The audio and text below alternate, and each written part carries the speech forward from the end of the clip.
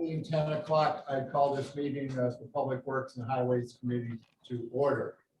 As chair of the House Public Works and Highways Committee, I find that due to the state of emergency declared by the governor because of the COVID-19 pandemic, and in accordance with House Rule 67 and the governor's emergency order number 12 pursuant to Executive Order 2020-04, this public body is authorized to meet electronically. This is a public hearing on Senate bills referred to this committee with potential for executive sessions to be held throughout the day. Please note that there is no physical location for members of the public to observe and listen contemporaneously to this meeting. However, in accordance with the emergency order, I am confirming that all members of the committee and select legislative staff have the ability to communicate contemporaneously during this meeting through the Zoom electronic meeting platform, and that the public has access to contemporaneously listen and, if necessary, participate in this meeting via the Zoom platform or by telephone. All necessary access information has been made available in the House calendar and through the electronic calendar on the General Court website. The notice for this meeting complies with House rules and RSA 91-A. Anyone who has a problem accessing the meeting should call 271-3600 or email hcs@leg.state.nh.us. In the event the public is unable to access the meeting will be adjourned and rescheduled. I want to introduce the staff that are meeting with us and assisting: Brad Greenland, committee researcher, and Christopher Shea. Please note that all votes that are taken during this meeting shall be done by roll call vote. Let us start the meeting by taking a roll call attendance.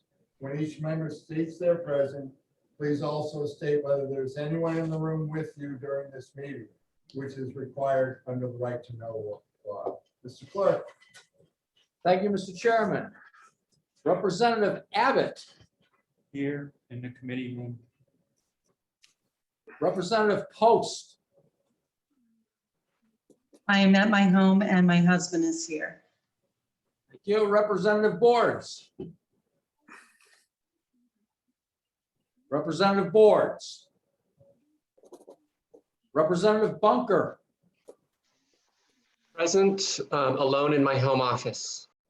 Thank you. Representative Cloutier. Here, present in the committee room. Representative Grassi. I'm here at home and my wife is in the house as well. Representative Evil. Home alone in New London. Representative Edgar. Present, home alone in Hampton. Representative Faulkner. I am home in Swansea and my wife is in the other room. Representative Fadolfi.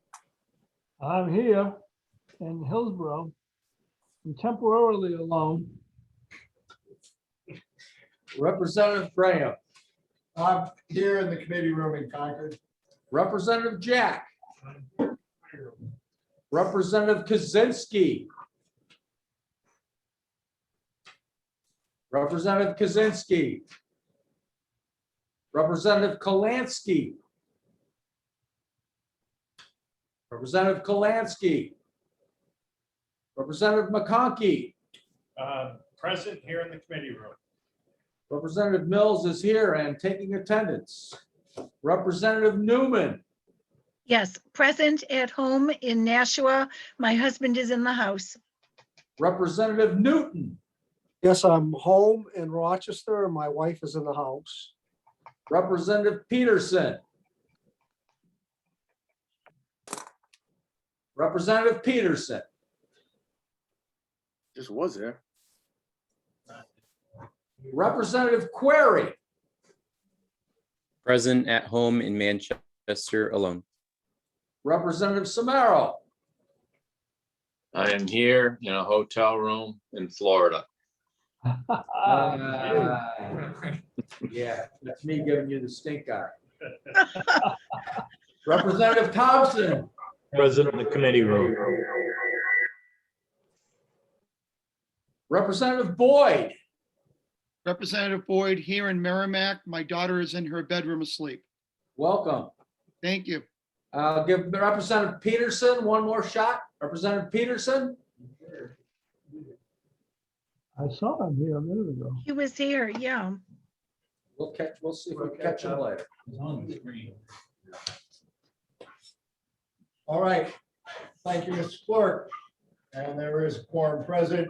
I would ask that we open the hearing on Senate Bill 28, naming the courtroom in the Second Circuit Courthouse in Plymouth in honor of Judge Edwin W. Kelly.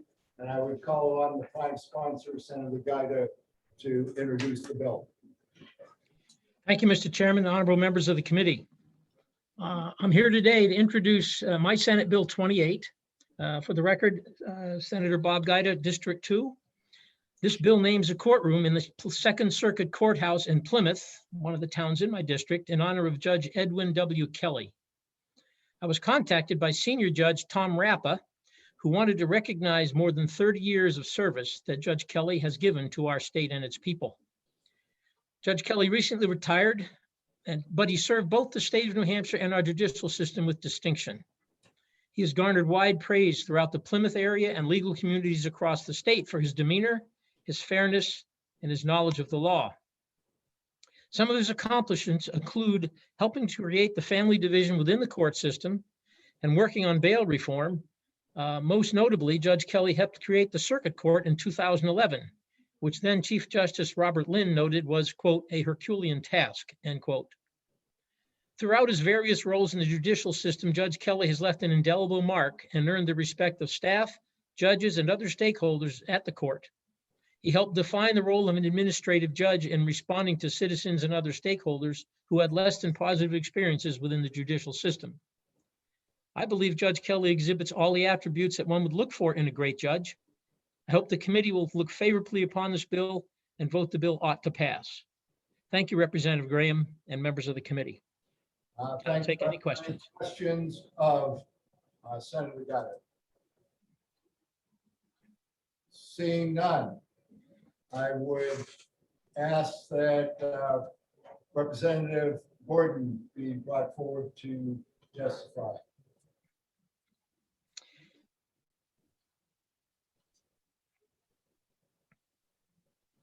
Welcome, Representative Gordon.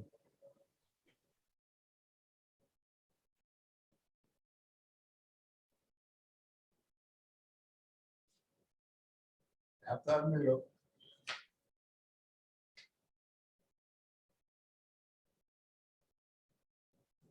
Representative Gordon, I see that you're still muted.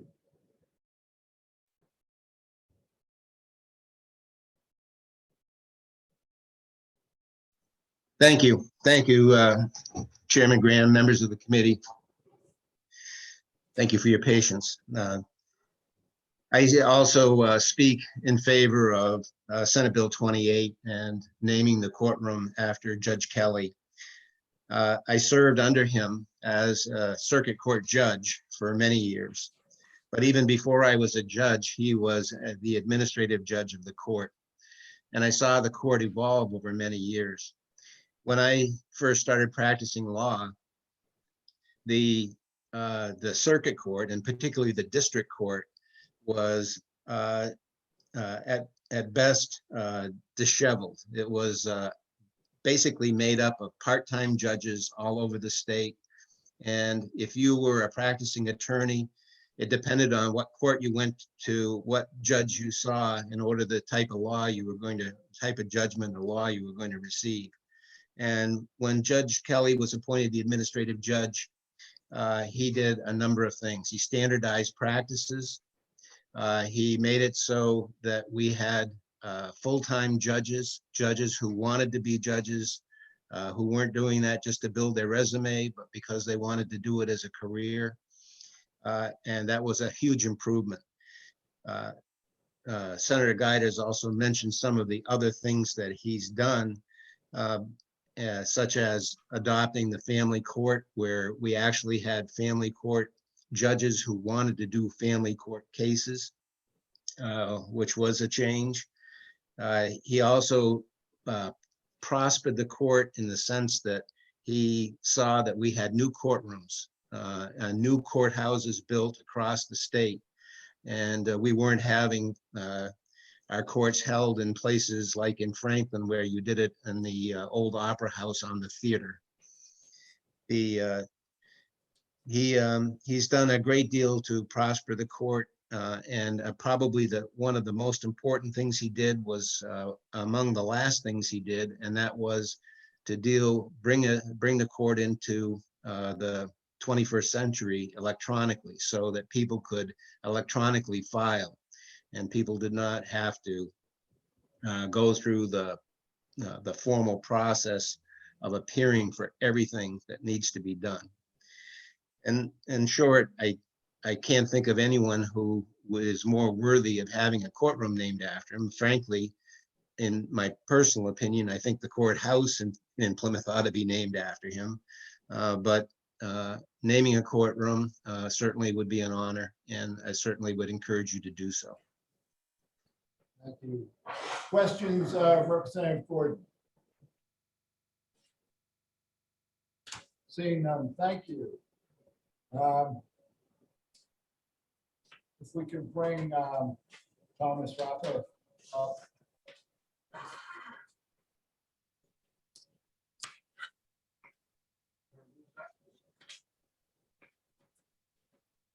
Thomas Rappa.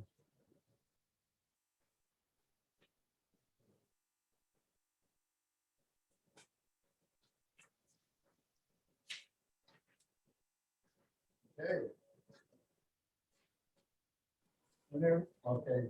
Whenever you're ready. Good morning, Mr. Chairman and members of the committee.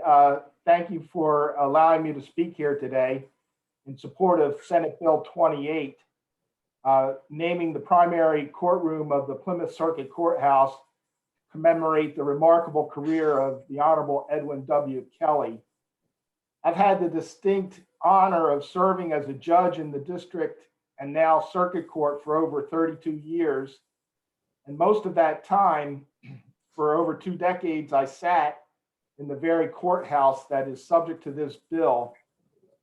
This afforded me not only an opportunity to work closely with Judge Kelly, but also to observe him as he carried out many of his other duties as administrative judge. I urge you to support this bill for the simple reason that Judge Kelly has earned this recognition based on his contributions to the people of New Hampshire as the first administrative judge of what was the district and municipal court and is now the circuit court. Over the 2.5 decades that Judge Kelly served in that role, he defined the position as he guided the court into the modern era. In my humble opinion, as New Hampshire's first administrative judge of the circuit court, Edwin W. Kelly did more to provide fair and efficient access to justice for the citizens of New Hampshire than any other individual who's ever served in the judicial system. Given my limited time here today, I'm not able to specifically enumerate the long list of major accomplishments that Judge Kelly was able to achieve during his tenure. But let me summarize by saying that through his steadfast commitment to the people of New Hampshire, he made the court more efficient, saving the citizens of New Hampshire literally hundreds of thousands of dollars each year. Through his tireless efforts and eloquent advocacy, he created consistent processes and procedures that gave a voice to many who had no prior voice in the system, such as victims of domestic violence and child abuse. Through his effective leadership, he modernized the court system and helped motivate others to create a judicial system here in New Hampshire that is renowned nationwide for its fairness and progressive processes, a court system that is now respected across this country. Judge Kelly is a great man. He's an outstanding judge, and he is an inspiring leader. We, the citizens of New Hampshire, owe him our highest respect and sincere gratitude for his outstanding service and significant contributions to the New Hampshire judicial system. Candidly, I agree with Representative Gordon. I believe the whole courthouse should be named in honor of Judge Kelly, but naming the primary courtroom where he served as the first judge in that courtroom is the least we can do. And I implore you to pass this bill and create a lasting symbol of our appreciation for Judge Kelly's remarkable career and the amazing impact he has had on the New Hampshire judicial system. Thank you very much. Thank you, Judge. Are there any questions for Judge Rappa? Seeing none, thank you. And Thank you. we could hear from the Honorable Virginia Irwin.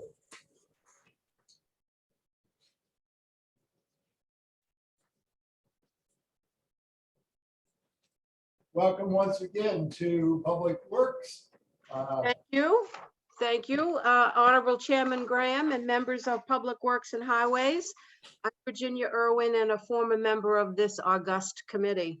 It's nice to be with you again, even though we're sort of at distances, but it's nice to see your faces.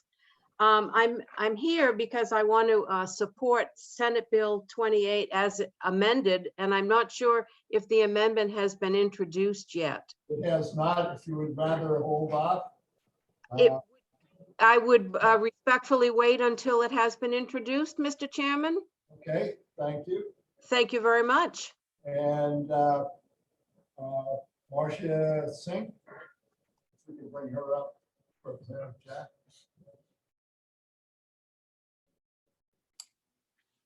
Good morning. My name is, good morning, Chairman and members of the committee. Can you hear me okay? Yes. Great. My name is Marcia Sink, and I am the CEO of CASA of New Hampshire, a statewide Guardian Ad Litem program. And I'm here in support of Senate Bill 28 and actually honored and delighted to be able to testify in support of this bill. Judge Kelly is a remarkable man, as has been shared already in previous testimony from Representative Gordon and Judge Rappa. He was instrumental back in 1989 when CASA was first introduced to the state as an organization that would support children and families who were involved in child abuse and neglect hearings with a CASA volunteer to serve in the role of a guardian ad litem. I have to say, if it had not been for Judge Kelly's support and continued guidance as the organization developed and grew, I'm not sure we would be where we are today with over 600 volunteer advocates in every courtroom, family and circuit courtrooms throughout the state of New Hampshire. Judge Kelly, in addition to all his other attributes that have been shared and his ability in his administrative position, has had a commitment to New Hampshire's children and families that has just been outstanding. He was accessible always to me and to others. He was flexible and always interested in exploring new ways that we could improve our system and how we were managing these cases of abuse and neglect throughout the state. I have to say his fairness, he was sitting part-time in the Plymouth court when CASA first started, and his fairness and judicial temperament was outstanding. And he carried that with him into his role in the administration of all of the circuit and family courts throughout the state. So I just really wanted to be here this morning to support this bill. The entire CASA organization is supportive of passing Senate Bill 28. And in fact, I would agree with Judge Rappa and Judge Gordon in their support of naming the courthouse in his honor. But at the very least, this courtroom in the Plymouth Court should be a lasting memorial to his outstanding work on behalf of so many of New Hampshire's citizens. So thank you for the opportunity. Are there any questions of Ms. Singh? Seeing none, thank you very much. And with that, I see no other people wish to testify on Senate Bill 28. I will close the hearing on Senate Bill 28 and open the public hearing on a non-germane amendment to Senate Bill 28, which names a roundabout in the town of New London in order of Jesse Levine. And I call on the sponsor of the amendment, Representative Ebel.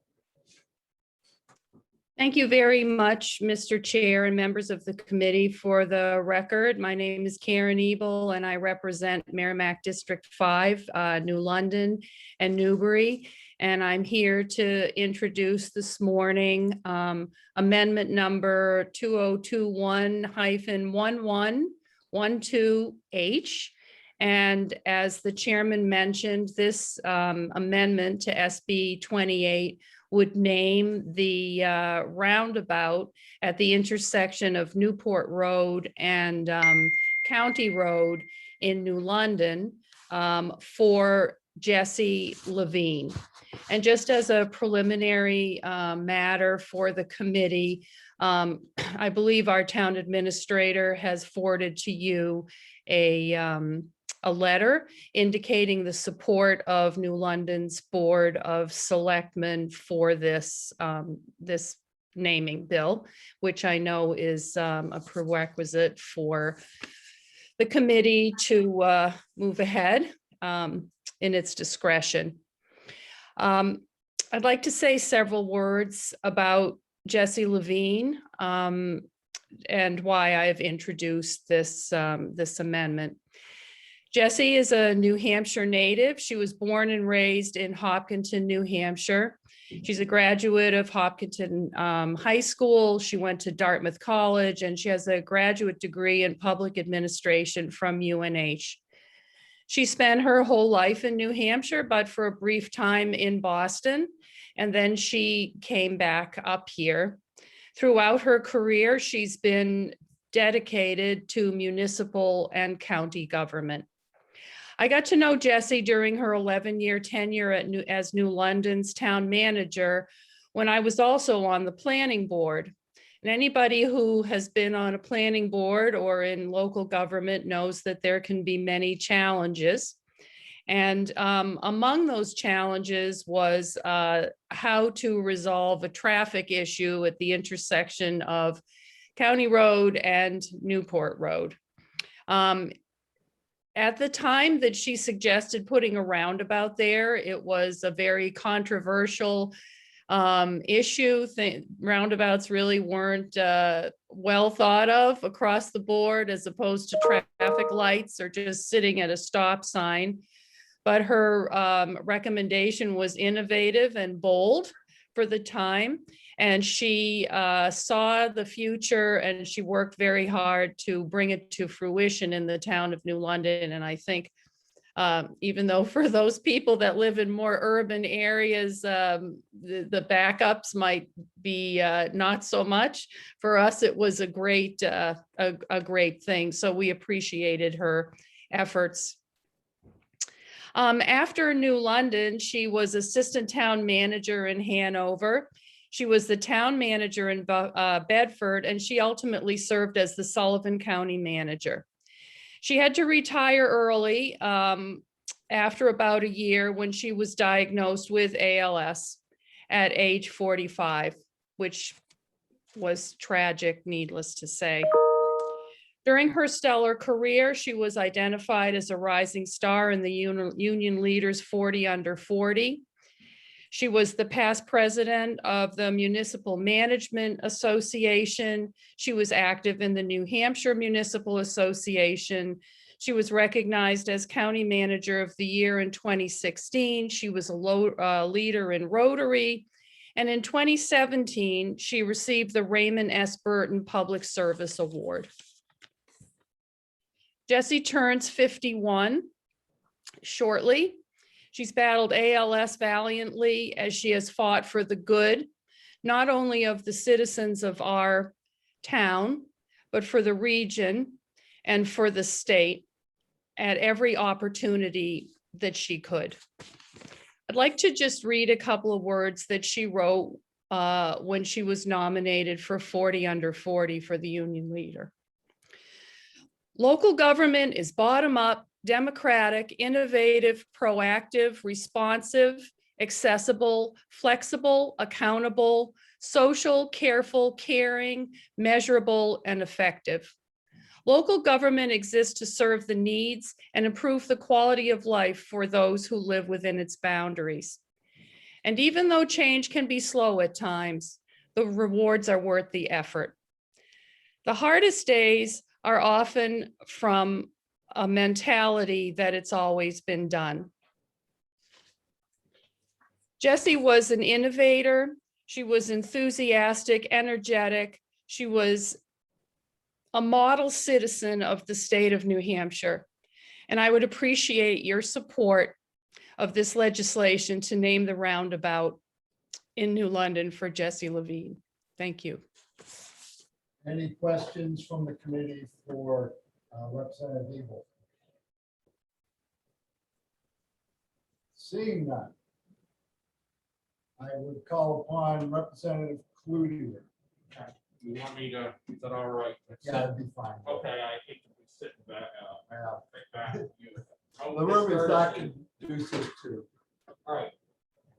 Okay, I am Representative John Cloutier from Sullivan County District 10, which comprises the city of Claremont. I also have the honor again this term to serve as chair of the Sullivan County delegation for my 5th consecutive term. I rise in strong support of this amendment to Senate Bill 28 to name a roundabout in London in honor of Jessie Levine. And although the roundabout is not in Sullivan County, although it's just down the road, I think it's an appropriate honor for Jessie because I worked with her in some of my previous terms as delegation chair.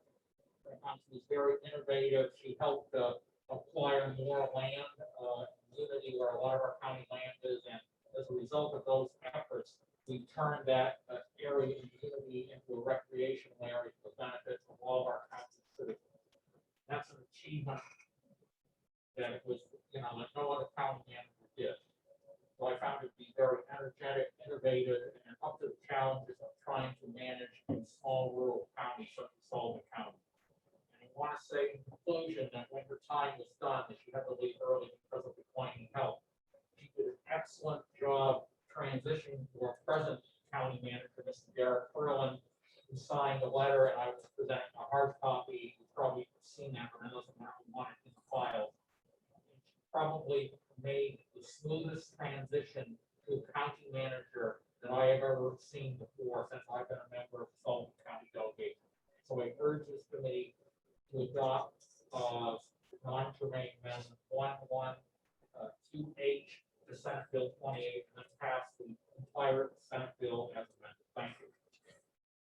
Any questions of Representative Cloutier from the committee? Seeing none, thank you. And now, once again, the Honorable Virginia Irwin. Again, welcome back to Public Works.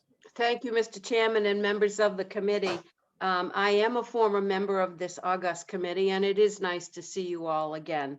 And I'm here to support the amendment proffered by Representative Ebel to name the roundabout in New London after Jessie Levine.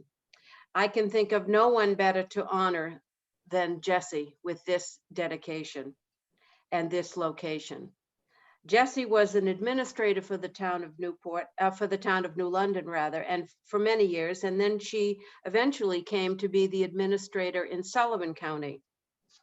As the county manager, she worked closely with the delegation to move the county forward, to improve services and to streamline operations. To quote William Shakespeare, though she but be little, she is fierce. If you know me, she bested me by an inch. Jessie is fierce and passionate. She always did what was best for the town and for the county, even if it wasn't popular and it might have ruffled a few feathers. She is fierce in her fight against ALS, and in its infancy, it never stopped her from doing her job. She is fierce in how she handles adversity. I know this dedication will mean a lot to her and to her family, to know how much we admire, respect, and love her for her dedication and devotion to our communities. So I urge you to vote yes on this amendment, and I thank you for taking my testimony. And once again, it's nice to see you all again. Are there any questions of the honorable former member? You get it off light. Thank you. Seeing none. That is the last person I have signed up. Are there any members, Representative New Cliff? Unmute. Yeah, I'm having trouble hearing the testimony. The question is, I do not have a copy of the amendment in front of me. I'm having trouble getting the information from this committee. I don't know, I checked into it with leadership yesterday, and I found out it may be going to an email that hasn't been activated. I get notices of other things, but I do not have the amendment. Could somebody from the committee explain to me exactly what this amendment does in that? Does it replace the existing wording in Senate Bill 28, or does it just add? And if it's not lengthy, could it be possible that the amendment be read so those of us on the committee that are going to have to vote for it know what we're voting for? Now, a couple of things. Did you get your email situation fixed with House leadership and IT? No, actually, they sent me a link to create a password, which I created a password and set it, and it went into oblivion. So I'm pretty sure what's going to have to happen is they're going to have to hold my hand through the process. I will read the amendment. It does not replace the first part, which is about naming the room in the second court, the courthouse in Plymouth. It adds a section of Jesse Levine Roundabout. Pursuant to RSA 4-43, the roundabout located at New Hampshire Route 11, also known as the intersection of Newport Road and County Road in the town of New London, is hereby named the Jesse Levine Roundabout in honor of municipal and county government leader and New London resident Jesse W. Levine. Among her many career achievements in the pursuit of good local government, Ms. Levine advocated for and oversaw the roundabout construction while serving as New London's town administrator. An appropriate marker may be placed on the center island of the roundabout. Then signage, the cost of design, construction, maintenance, installation of any signage, replacement signage, or other markers authorized under Section 2 of this Act shall not be charged to the city. However, the design, construction, and installation of any signage or other markers authorized shall be approved by the Department of Transportation. Thank you, Mr. Chairman. Not a problem. Representative Evil. Yes, thank you, Mr. Chairman. I've had a communication from Kim Hallquist, who is the town administrator for New London, that she's here and wanted to testify. I asked her to raise her hand on Zoom. I don't know if the tech folks see her, but she is here and she would like to testify. Go ahead, Mark.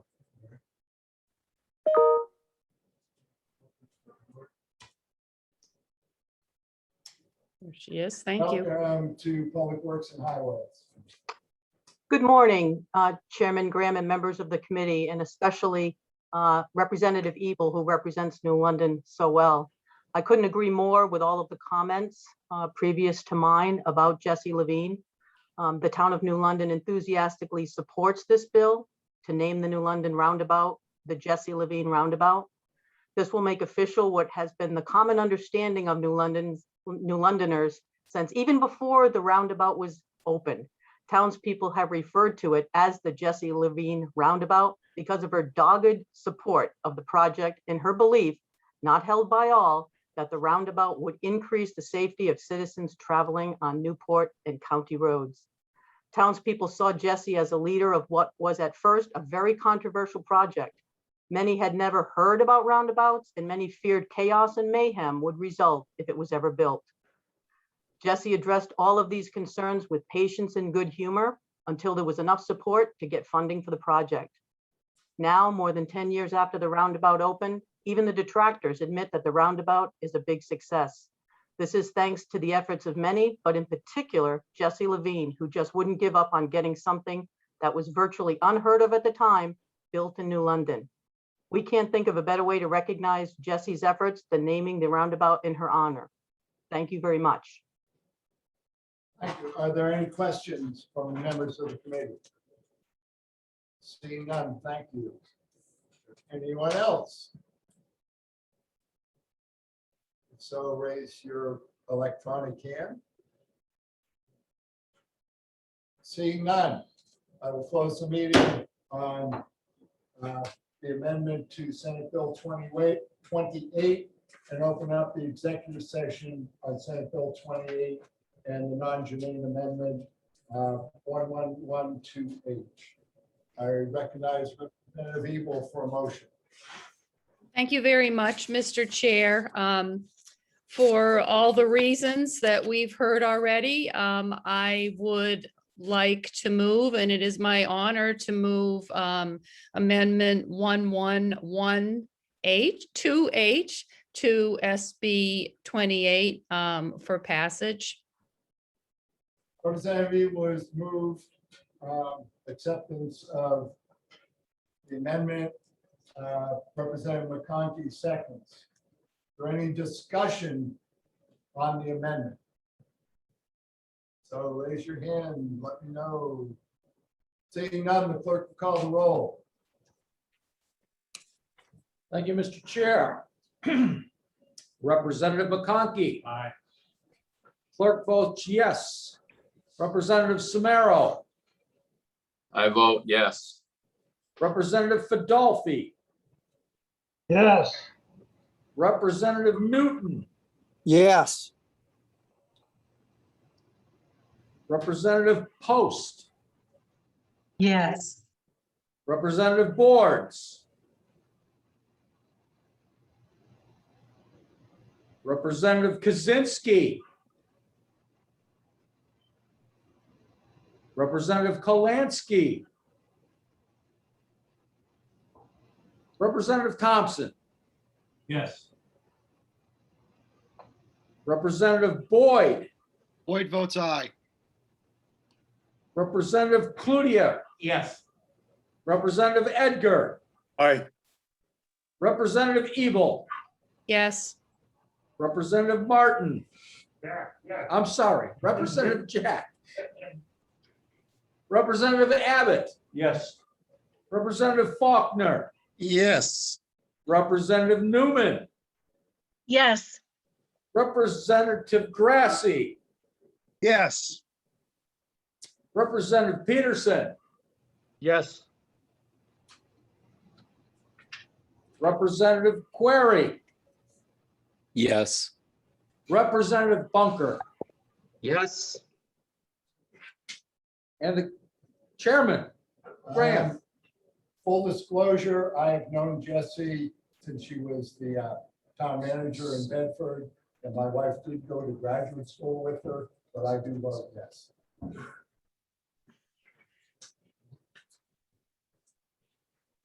Mr. Chair, the vote is 20-0 in favor of the ought to pass amendment. Thank you. I recognize Representative Ebel for another motion. First of all, I just really want to thank the committee for its support of the amendment. It means a lot to the town, and I know to Jessie in particular, who's watching with us today. Thank you. I would now like to move ought to pass on SB 28 as amended, which would name the Second Circuit Courthouse courtroom for the Honorable Judge Edwin Kelly, who has been a model judge for all of us. And I'd appreciate your support for it. Thank you. Representative Evil moves ought to pass with amendment. Representative McConkey seconds the motion. Is there any discussion? Raise your hand. Seeing none. The clerk will call the roll. Representative McConkey. Aye. Clerk votes yes. Representative Samaro. Samaro votes yes. Representative Fadolfi. Yes. Representative Newton. Yes. Representative Post. Yes. Representative Boards. Representative Kaczynski. Representative Kalansky. Representative Thompson. Yes. Representative Boyd. Boyd votes aye. Representative Cloutier. Yes. Representative Edgar. Aye. Representative Ebel. Yes. Representative Jack. Yes. Representative Abbott. Yes. Representative Faulkner. Yes. Representative Newman. Yes. Representative Grassi. Yes. Representative Peterson. Yes. Representative Query. Yes. Representative Bunker. Yes. Chairman Graham. Yes.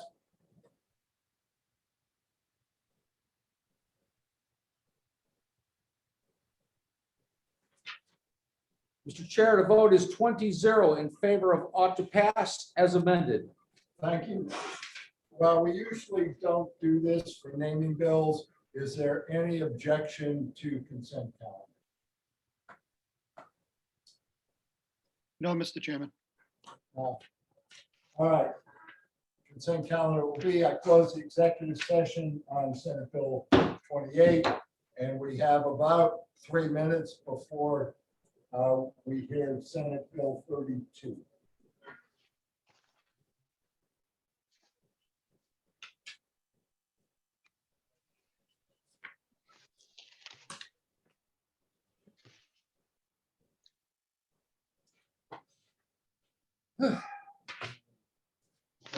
Jack, the only one I have planning on testifying is Senator Burschel.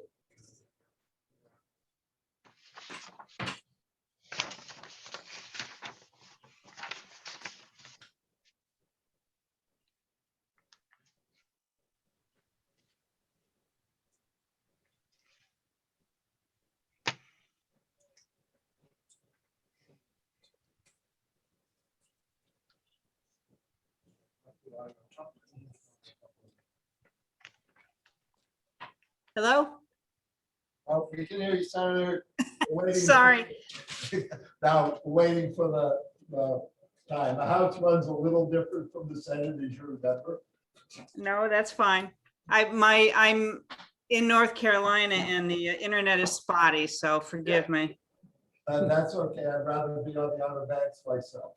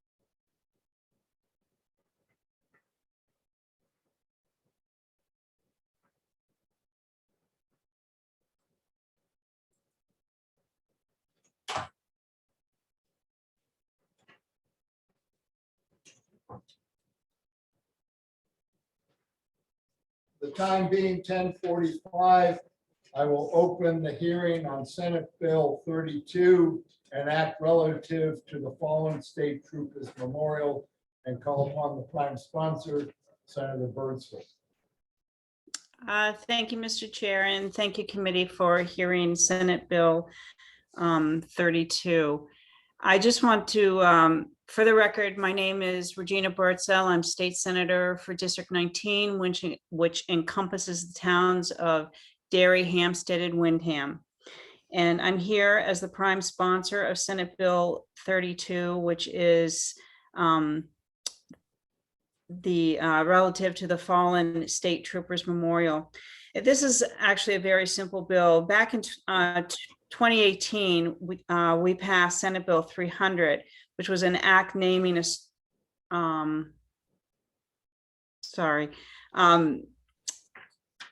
the memorial will honor all the troopers who have fallen in line of duty since the state police was created in 1937. I want to express my thanks to the men and women in this police force. They are probably the best trained in the country. And what this bill will do is, like I said, it will honor the troops, but also what it does is it's going to streamline the process that allows the Memorial Committee to disperse the private funds without having to continuously go to the governor and the executive council. What happens right now is because many of the memorial is going to have a number of contractors. So rather than having to have each piece that each contractor is working on to go to the executive council, it will allow the contract. It's a very slow process, and where the executive council and meet only once a month, it will streamline the process of trying to get the memorial going. So with that, I'll end my testimony and try and answer any questions. Thank you, Senator. Are there any questions from members of the committee? Representative Thompson. Senator, how does the governor and the council fall on this, if you know? Honestly, I haven't talked to them about it, but I was just on the phone with them a little bit ago. I can follow through. I haven't heard any, when it passed through the Senate, I did not hear any concerns from the governor's office or the executive council. Thank you. I had follow-up. I had two very close friends, Trooper Phillips and Trooper Lloyd, who were killed in the line of duty. And I think this memorial is very appropriate. Thank you. I appreciate your comments, Representative. Any other questions of Senator Birdsville on Senate Bill 32? Seeing none, thank you. Thank you. Talk to you soon. There is a hand raise from Brian Strong. Attendees.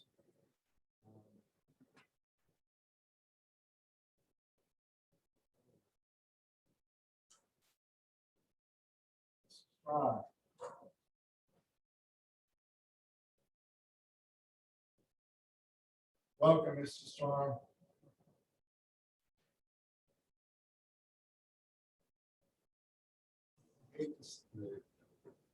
Can you hear me? Yes, we got you now. Sorry, my internet is a little delayed. Thank you and good morning. My name is Brian Strong. I'm a lieutenant with the New Hampshire State Police, and I'm also a member of the New Hampshire Troopers Association. I'm here to speak to you on the memorial. I am the project manager assigned to the memorial, and I am hoping that you support this minor change to Senate Bill 300. What this will allow us, it'll allow us to streamline the process to disperse some of the funds needed along the way. Currently, we have a number of contractors. We don't just have one general contractor, we have a number of them. And they are all doing basically the work for a donation. And if they happen to come upon something that they need a part or a piece of material, it will delay the process for us to stop and go to governors and councils to get that small piece of equipment or material that they need to finish the job. All the funds are privately raised through donations, and there is no state money that is being used for this. And we ask that you support this and help us streamline the process to get this built, and we're hoping to have it built and completed by the end of the summer. And I'm happy to take any questions. Are there any questions from members of the committee for Lieutenant Strong? Seeing none, thank you. Thank you very much. Anyone else who wishes to testify on Senate Bill 32? Wishes to testify again, second time. Seeing none, I will close the hearing on Senate Bill 32 and open the executive session on Senate Bill 32. What is the desire of the committee? Representative McConkey. Mr. Chairman, I would move on to pass on Senate Bill 32. I will second that motion. Representative McConkey has moved on to pass and seconded by Representative Cloutier. Discussion from members of the committee. Raise your hand if you do. Seeing none, the clerk will call the roll. Thank you, Mr. Chair. Representative McConkey. Aye. Clerk votes yes. Representative Samaro. I vote yes. Representative Fadolfi. Yes. Representative Newton. Yes. Representative Post. Representative Post. Representative Boards. Representative Kaczynski. Representative Kalansky. Representative Thompson. Yes. Representative Boyd. Boyd votes aye. Representative Cloutier. Yes. Representative Edgar. Aye. Representative Evil. Yes. Representative Jack.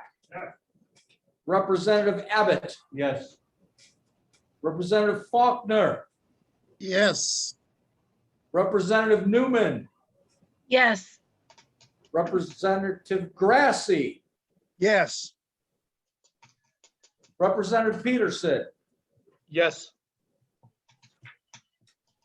Representative Query. Representative Query.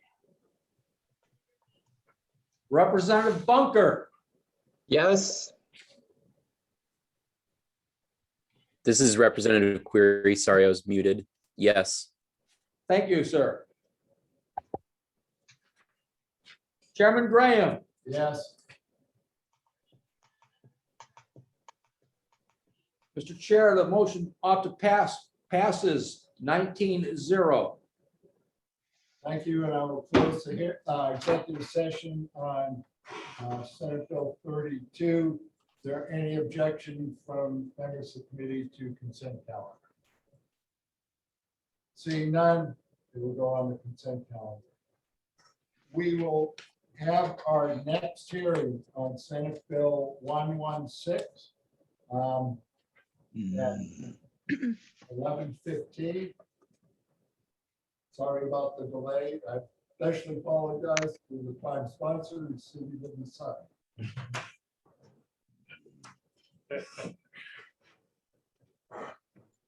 Take a break until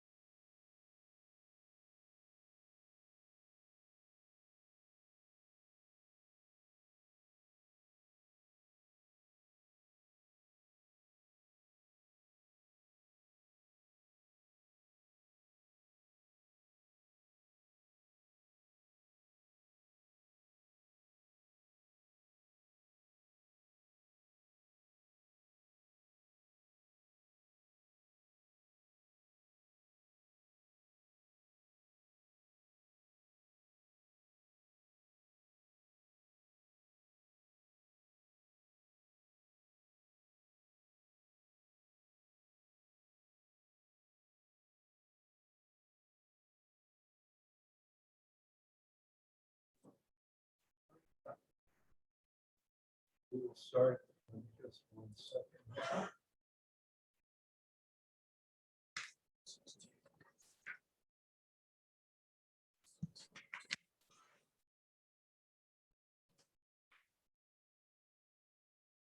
Go by my clock, so.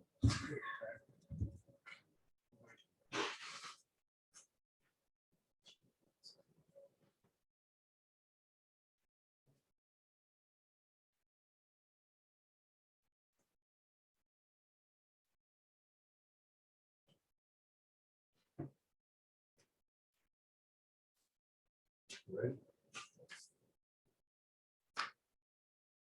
The time being 11:15, I call the hearing on Senate Bill 116, an act relative to the project to complete construction of an exit on I-93 in Derry and Londonderry to order. And I would call upon the prime sponsor, Representative Birdsall, if she's here. I am here. Can you hear me? Yeah, awesome. Oh, video and everything. Yeah, I found it. Welcome back, Senator Birdsall.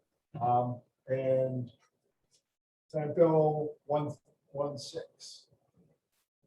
Thank you, Mr. Chair, and thank you, committee, again for hearing Senate Bill 116. This was brought on, for the record, my name is Regina Birdsall. I'm state senator for District 19, which encompasses the towns of Derry, Hampstead, and Windham. And I'm the prime sponsor of Senate Bill 116. And this bill is relative to the project of Exit 4A.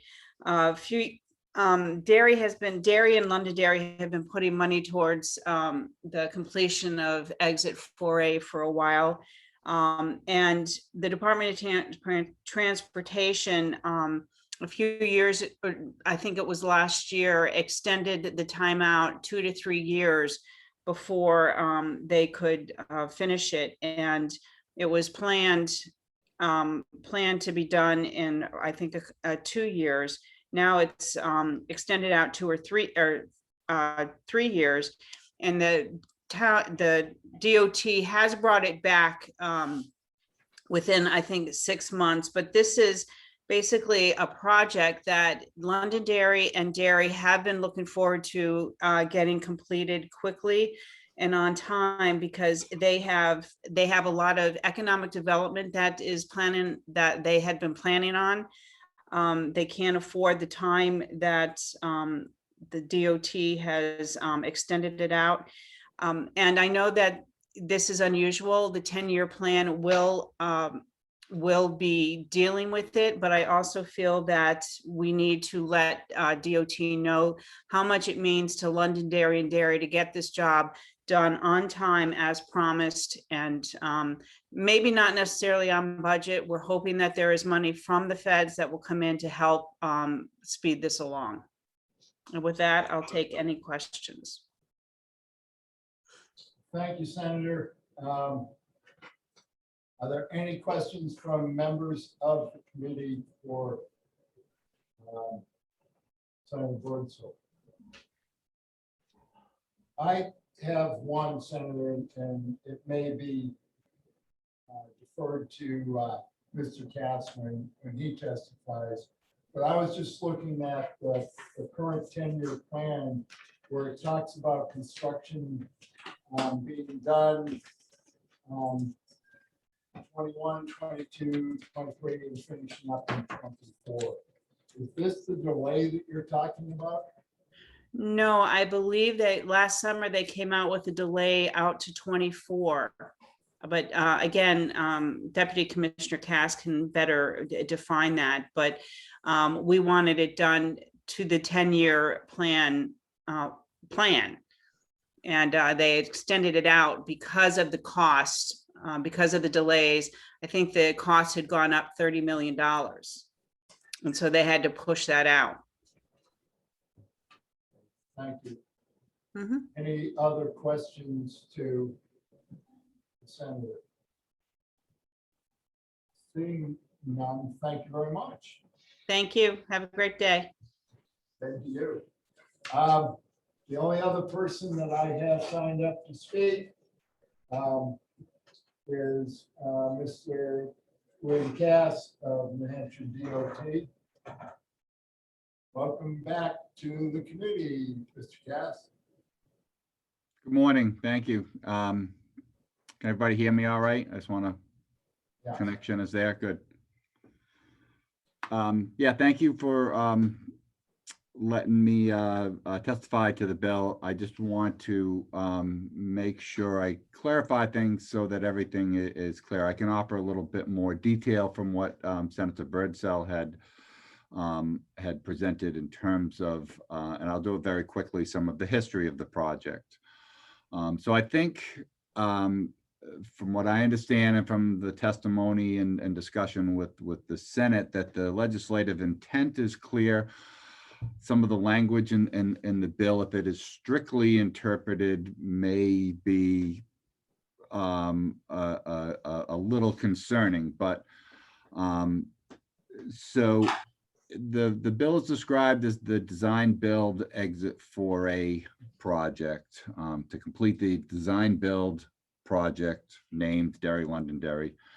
So we had proceeded with this project under a design build procurement, which was all intended to accelerate the delivery of the project. Last fall, when we opened bids from the design bid consultants, the bids were, as Senator had pointed out, more than $30 million over our estimate. And because of that, and after debriefs with the design build teams and looking at the risk and the things involved, we decided not to award the contract and to take a step back and to proceed with the project under a more conventional design bid build procurement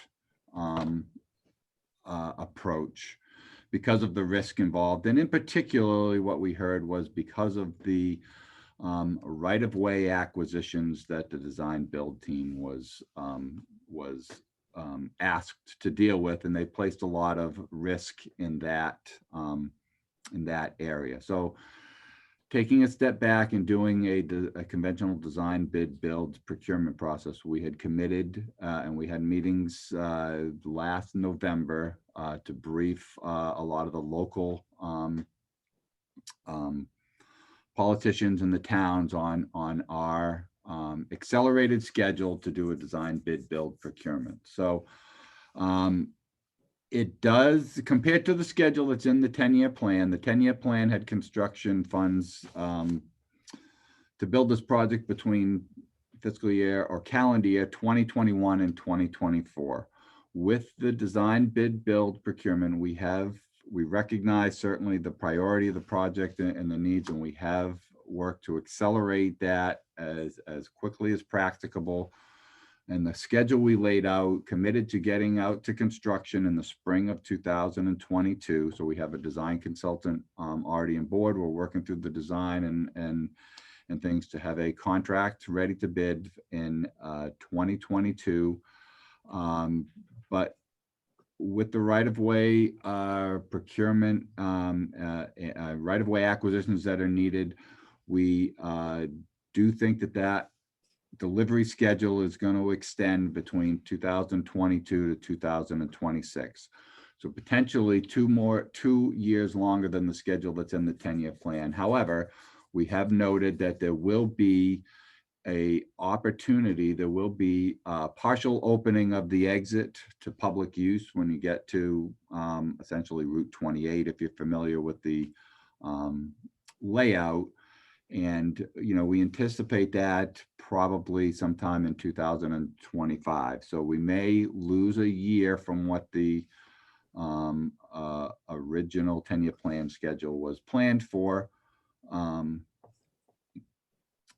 But certainly not as, but I think we will be having it open to public use prior to the full build, full construction completion. So that's some of the schedule and the details. And I believe like when we talked about it with the Senate, that the legislative intent was, holding our feet to the fire, making sure that we understood that it was a priority to the towns of Derry and Londonderry, and delivering the project as soon as possible and as close to the original 10-year plan schedule as possible.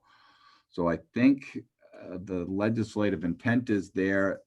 The specific language in the 10-year plan from the schedules and stuff that we've laid out is a little challenging in that regard. So I guess I would just leave it at that and can answer any questions. But I just would close by saying, and we have assured the towns and Senator Birdsell that we recognize it as a priority, and we are fully committed to prosecuting the design and construction as expediently as possible. Thank you. Questions from the committee? Sorry, go ahead. Thank you, Mr. Chair. My question is the overrun of $30 million and then taking it back somewhat internally and reworking that. Do you anticipate, and being out one more year for the release of that bid, that you'll still be in that range, or is the department hoping that number, that 30 million, would be a lesser number? We are, I wouldn't even say hoping. I would, I challenge to say confident, but we are pretty certain that through a conventional design bid build, we can design out some of the risk that was reflected in that design bid build price. So they were giving us a construction price, bidding it on 30% level plans. And there was, uncertainty in that I think was reflected in the price. So I am relatively confident, maybe that's the best way to put it, that we can design out some of that cost increase. Whether it will be, fully what our estimate is or somewhere in between there, I do not believe it will be $30 million more than our present estimate. It may be a little bit more. There is going to be inflation. There are going to be details that we work out. But I think and that was part of our decision to go with the design bid build, that we could not justify at that time that cost increase. And I believe that we will deliver it for less. Okay, thank you, Assistant Commissioner. Thank you. Representative Cloutier. Okay, thank you, Mr. Chairman. Mr. Cass, I just want to be clear, does the department, may I ask, have a position on this bill? Not particularly, no. Other than I just wanted to point out what we see is kind of some conflicts with the specific language from what I understand the intent to be. Follow up. Okay, if this bill passes as written, what's going to happen? What is wrong? I mean, and will you need $30 million more to complete the project, or will you do it in a different way?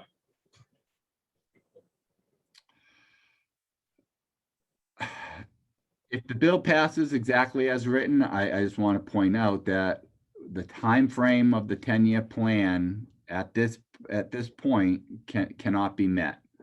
I think, like I said, we will get it started as soon as possible.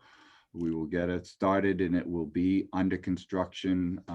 We will have a contract out next spring, but we are not going to be able to complete it by the 2024 timeframe that's in the present 10-year plan.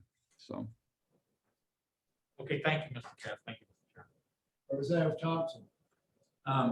Deputy Commissioner, what was the original estimate from your department for this?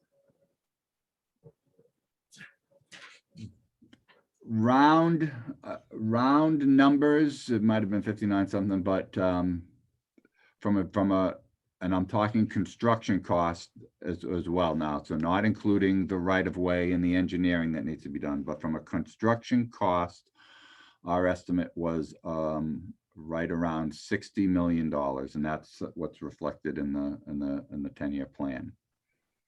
And who was the contractor that came back? I'm sorry, follow up. Who was the contractor that came back with the 30 million over? Well, there were 3 proposals. Since we didn't award the contract, we can't really talk about the details of the RFP procurement because we didn't proceed with the contract. So, but the apparent low bid of that was more than $30 million over our estimate. Thank you, sir. Representative Evil. Thank you. Thank you very much, Deputy Commissioner, for coming today. So I understand that it's recognized that it's unusual to introduce a bill like this out of cycle with the 10-year plan. I understand your testimony that you're saying that if this is passed as is, you can't achieve it in the time frame. So what if we amended it so it was a realistic time frame? Is there any reason you can see why we wouldn't handle this during the regular 10-year plan process in the next term? No. Follow up? Go ahead. I was just wondering, is there a downside or an upside? To doing it one way or the other that you can identify? That for me? Yeah. No, I recognize, I certainly recognize the community's not even desire, but the community desire to send a strong message. I can tell you, and I can tell Senator Birdsall and I did during the Senate transportation that message has been received, and we are committed to delivering this project as quickly as we can. And I believe that the schedule that we have laid out has been recognized and generally accepted, and that the folks want to see us make sure that we hold to that schedule and do everything we can to meet that schedule. I believe that's what the legislative intent is here. So if this bill is changed along those lines, that's fine. It's your prerogative to send that policy direction to the department, and we will do our best to meet it. So, but I guess my point is, with or without this piece of legislation, we're fully aware of that message and fully committed to delivering this project as expeditiously as possible. Okay, thank you. Thank you. Representative Abbott. Yes, thank you, Deputy Commissioner. What I'm hearing is that this bill would be impossible to achieve based on the cost and the bidding process going forward. And maybe it would be a good idea, as Representative Eibel has said, to include this, because what you're saying from a time frame is that it's not going to be even biddable till next spring. So and that's one of the major tasks that we have for the next session is or the session beginning in January, is to come up with a 10-year plan. So wouldn't it make more sense to just include it with that rather than to pass a piece of legislation that's unachievable?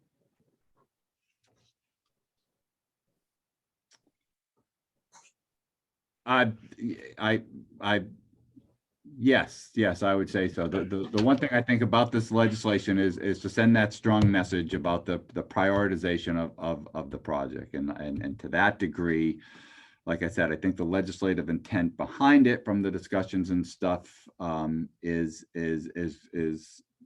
good, and we're honoring that. I just had wanted to point out that the you know, a technical direct interpretation of the way the bill is written is problematic at this point in the project. Representative Edgar. Thank you, Mr. Chairman, and thank you, Deputy Cass, for taking this question I have.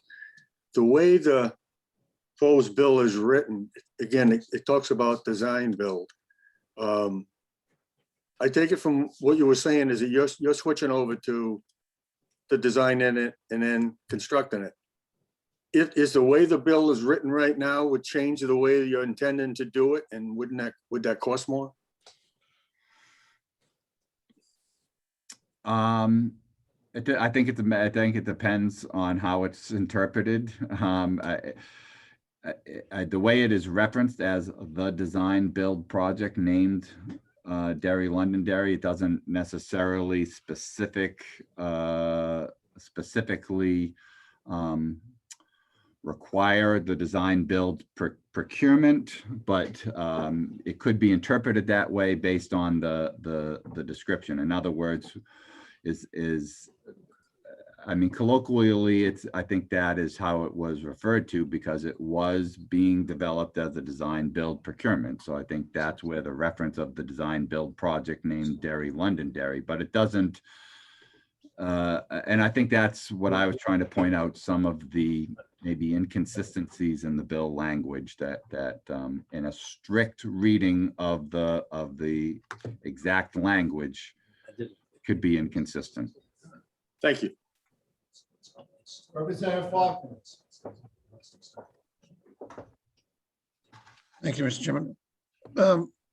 My question would be about what might happen to the 10-year plan if we get a big increase in federal funding. Is it just accelerate everything up, or are we going to be picking projects out to move up the schedule based upon their being ready to go? And is that going to affect this project? I don't think it will affect this project. I know even at Governor and Council, we've had some discussions that came up from Councilor Gatsas relative to, potential earmark funding and things like that. And while additional funding would certainly be welcome, it is not as important in delivering this project at this point as completing the design and the right-of-way process. So it's not a funding constraint that is dictating the schedule that is part of the critical path here.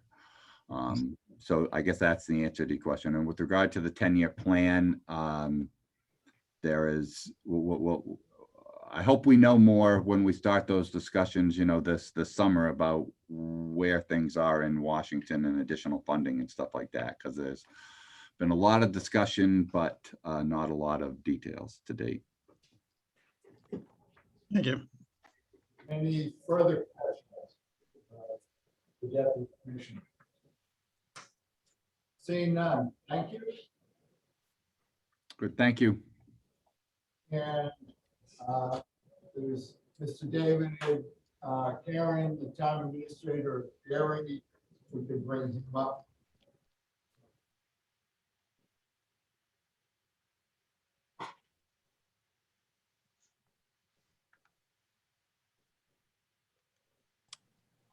Hi, can you hear me?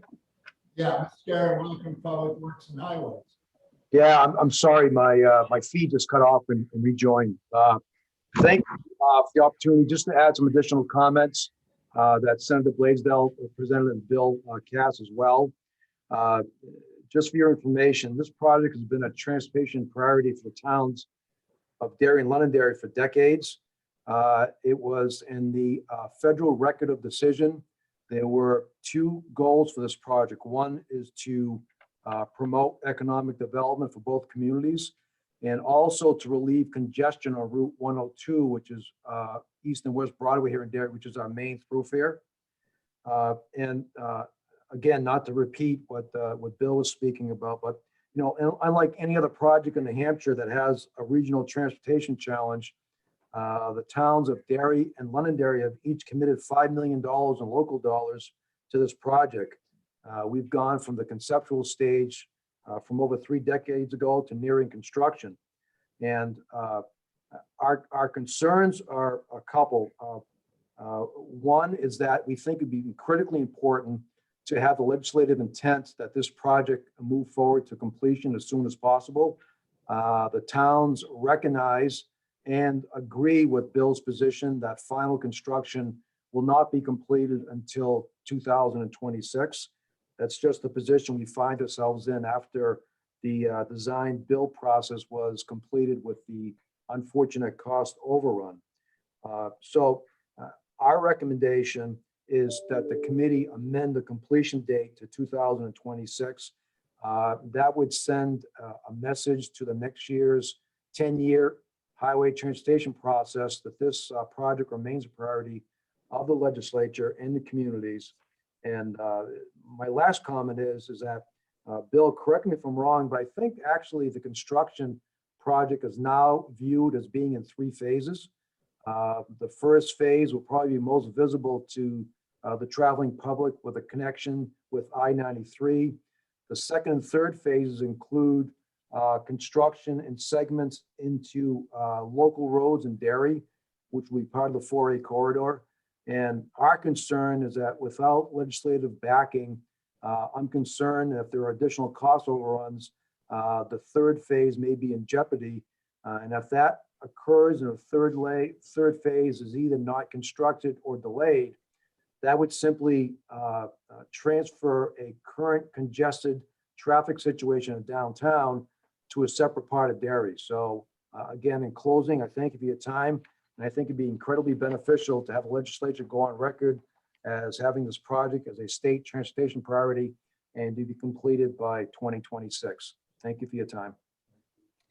Thank you. Are there any questions of Mr. Perrin from members of the committee?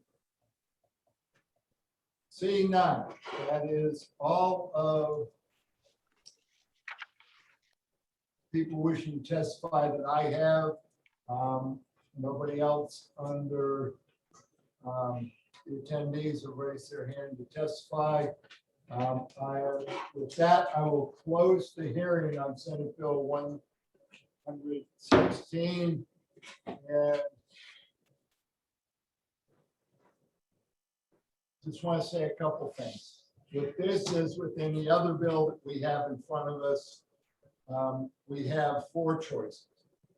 We can pass the bill as is. We can find the bill inexpedient to legislate. We can amend the bill as suggested by Mr. Karen.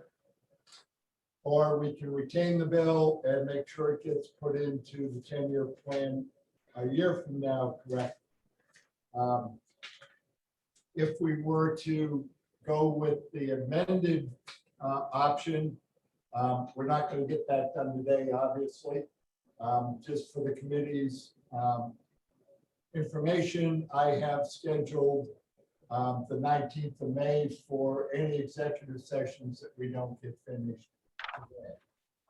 So that said, before we open it up for motion, does any of the committee have something they would like to say about how they would like to proceed?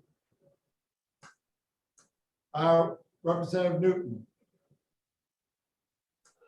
Yes, it seems like there's a lot of questions with this bill. And the biggest concern of mine is how it's going to be paid. And I think that referring it to interim study or retaining it would be the wise choice to do, because it keeps the pressure on the DOT And we would have plenty of time to make a decision to add it to the 10-year plan or do some other alternative action for the second half of our session. So I would certainly support a motion in that aspect, and I think it would be prudent to move in that direction. Thank you. Representative Evil? Thank you, Mr. Chair. I think it would be highly unusual for our committee to recommend ought to pass on a bill such as this, which is out of cycle with the 10-year plan. Our tradition, at least in my experience, has always been to retain a bill such as this. I find it challenging to pass a bill, especially in its current the way it's currently set up, that I wouldn't want to pass a bill that's impossible to achieve just to indicate legislative intent. We have the hearing record from the Senate. We have the hearing record today. The Gassett process will also give these towns an ample opportunity to represent their interests. This is of such vital importance. It's hard for me to believe that it wouldn't ultimately make it into the draft 10-year plan that's presented to us. And for all those reasons, I would have a hard time supporting anything but a motion to retain this bill. Thank you. Any further discussion before I see what we want to do? If not, what is the pleasure of the committee? Representative Okay, I'll Cloutier. be the bad. I move to retain Senate Bill 116. Second. Second. Moved by Representative Cloutier, seconded by Representative McConkey, that the committee retain Senate Bill 116. And Mr. Chair, I'd like to speak to my Representative motion. Cloutier is recognized to speak on this motion. I agree wholeheartedly with Representative Evil on the reasons for retaining Bill. I think this is a worthwhile project, but I'm concerned I would not want to pass the bill as written definitely. And the more I have some questions, but I think if we retain it, we have, according to the House calendar, we have until November 18th. You know, if we thought it's such important, we could pass it then. And hopefully we're going to have a clearer picture of how much federal money, hopefully we're going to get from the infrastructure, which I think is going to pass sometime this summer or certainly early fall. And I think it's going to, it may not be what the president exactly wants, but I think it's going to be for real roads, bridges, et cetera. That's my hope. So I think we need to wait on this, but I think our intent is this is an important project. So I expect in the end, I'm going to vote for Kent that has this project and gets it done as soon as possible. But I think we need to retain it to make sure there's pressure on the DOT, like Representative Eaton mentioned, to do this completely. Representative McConkey. Thank you, Mr. Chairman. I agree with my fellow committee members, but I'd just like to say, I understand the angst here with the Derry and London Dairy and how long projects take. But I want to commend the department here on pulling back and looking at an alternative way to get this project done in a reasonable manner. It's my hope between that and keeping this retained that it will work out best for the towns and for the state. Thank you, Mr. Chairman. Any further discussion? I do have one thing for members of the committee, that by late fall, when we will have to report this bill out, we will have a fairly clear picture of what will be in the 10-year plan. The Gassett hearings will be essentially completed, and we can, if we're not happy with what's in there, then we could fix this bill and vote on it in January. It's not going to change what happens this year with the agreed upon, as the town administrator said, with the agreed upon timeline that's been laid out now to take it through 2026. And I do agree with Representatives Evil and Cloutier about holding their feet to the fire, as well as Representative McConnell. And I realize that this does not bode well for our member from Derry, but we all are sometimes on that way. So any further discussion? If not, the motion is to retain House Bill 116. Clerk will call the roll. Representative McConkey. Aye. The clerk will vote no. Representative Somero. Aye. Representative Fadolfi. Yes. Representative Representative Newton. Yes. Representative Post. yes, Representative Boards. Representative Kaczynski. Representative Kalansky. Representative Thompson. Yes. Representative Boyd. Boyd votes aye. Representative Cloutier. Yes. Representative Edgar. Aye. Representative Evil. yes, Representative Jack. Yes. Representative Abbott. Yes. Representative Faulkner. yes, Representative Newman. yes, Representative Grassy. Yes. Representative Peterson. Yes. Representative Query. yes, Representative Bunker. yes, And the chair, Graham, votes Yes. 19-1, the motion passes. Thank you. And And I have no objection to it being on a consent calendar. it No, it doesn't have to go on. Never mind. I close the executive session on Senate Bill 116. Meeting is in recess until 1:15, when we will hear Senate Bill 26. All right.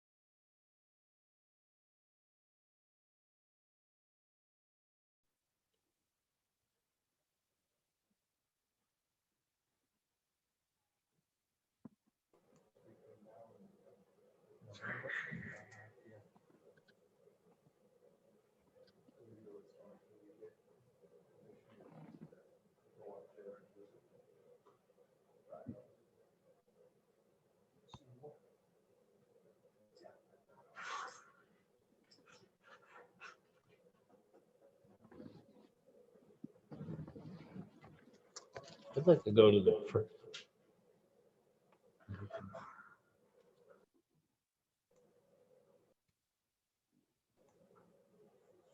I'd like to go. Why am I?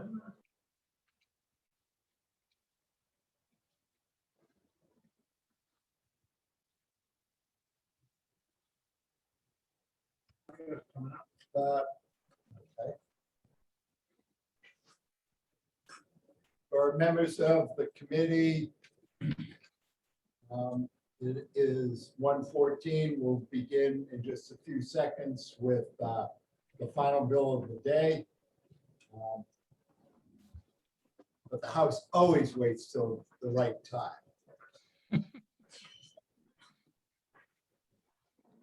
And I also want to make sure everybody comes back from lunch.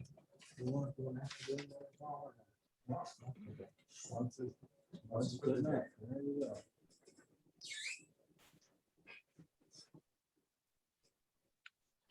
It looks like everybody's here, or as many are going to be back. The time being 1:15 by my watch, which is the only one that matters.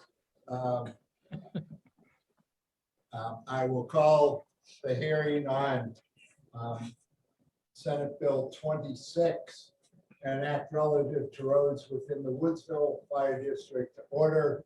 And I would recognize the prime sponsor, Senator Dyer. Thank you, Honorable Chairman Graham and members of the committee. About 2 years ago, I was asked by the Haverhill Board of Selectmen, it's one of the towns in the 27-town district that I represent, to chair a meeting between the board and the Woodsville Fire Precinct Commissioners. This meeting was intended to explore changing the state mandated formula that dictates the raising and appropriation of Haverhill tax dollars and the transfer of those dollars to the Woodsville Fire Precinct for maintenance of the precinct's roads.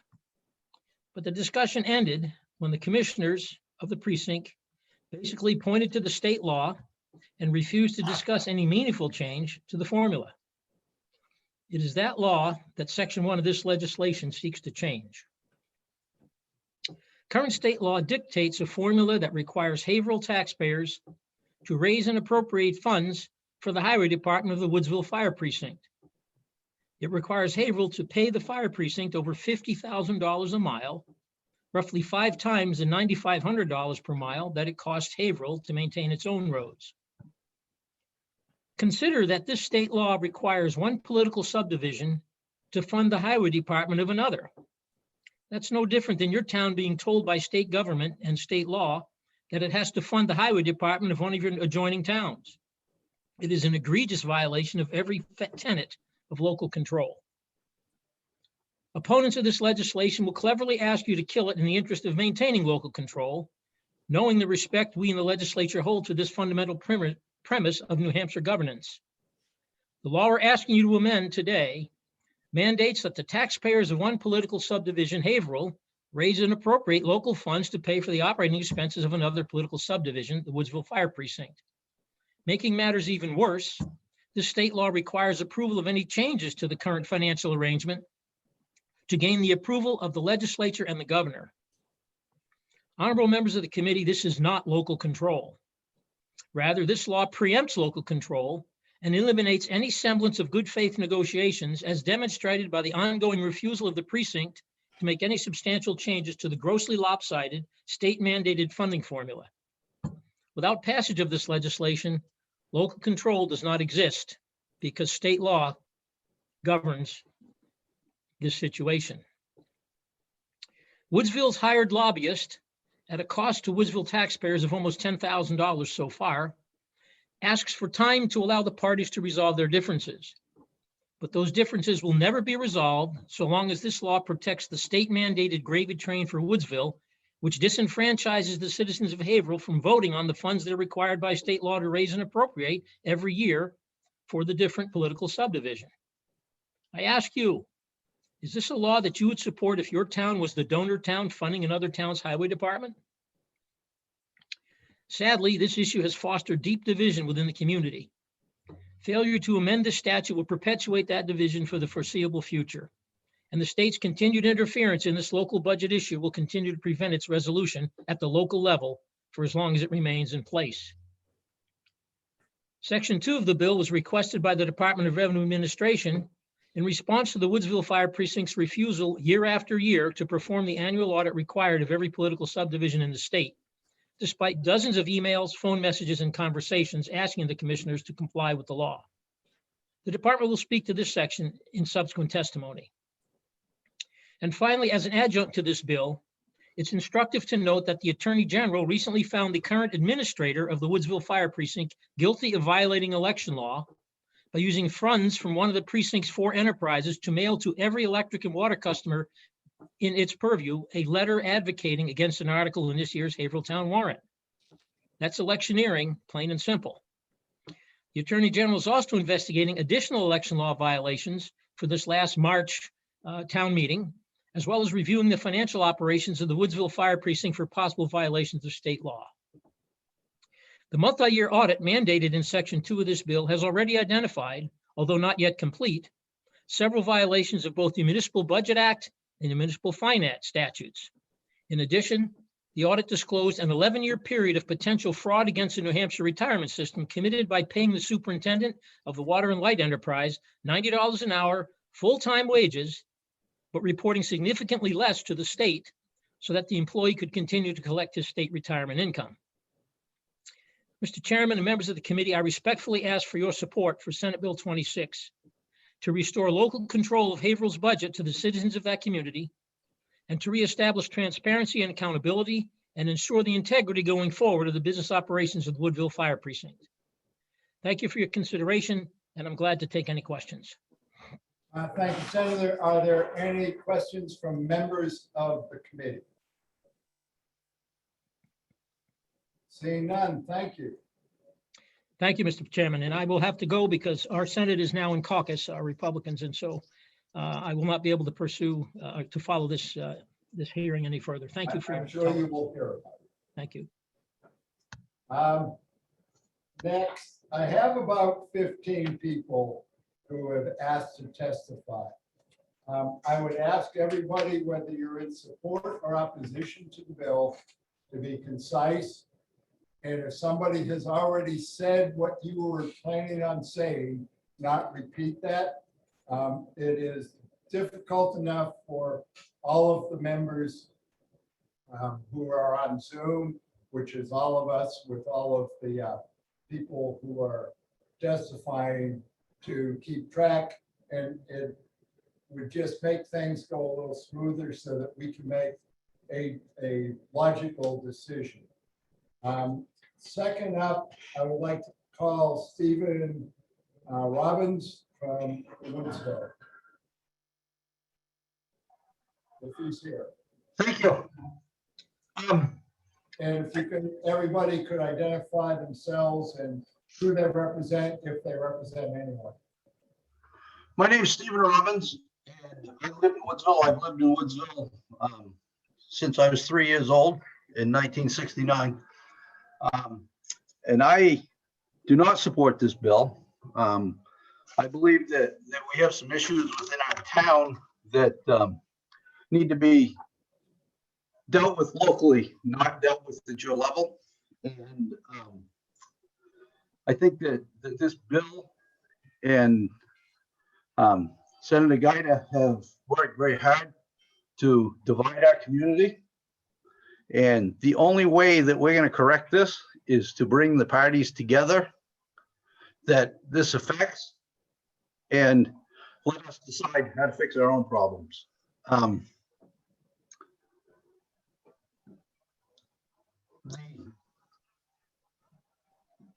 The Woodsville taxpayer will be double taxed by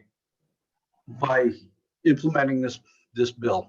And I don't think that's fair to those of us that live in the Woodsville district of the town of Haverhill.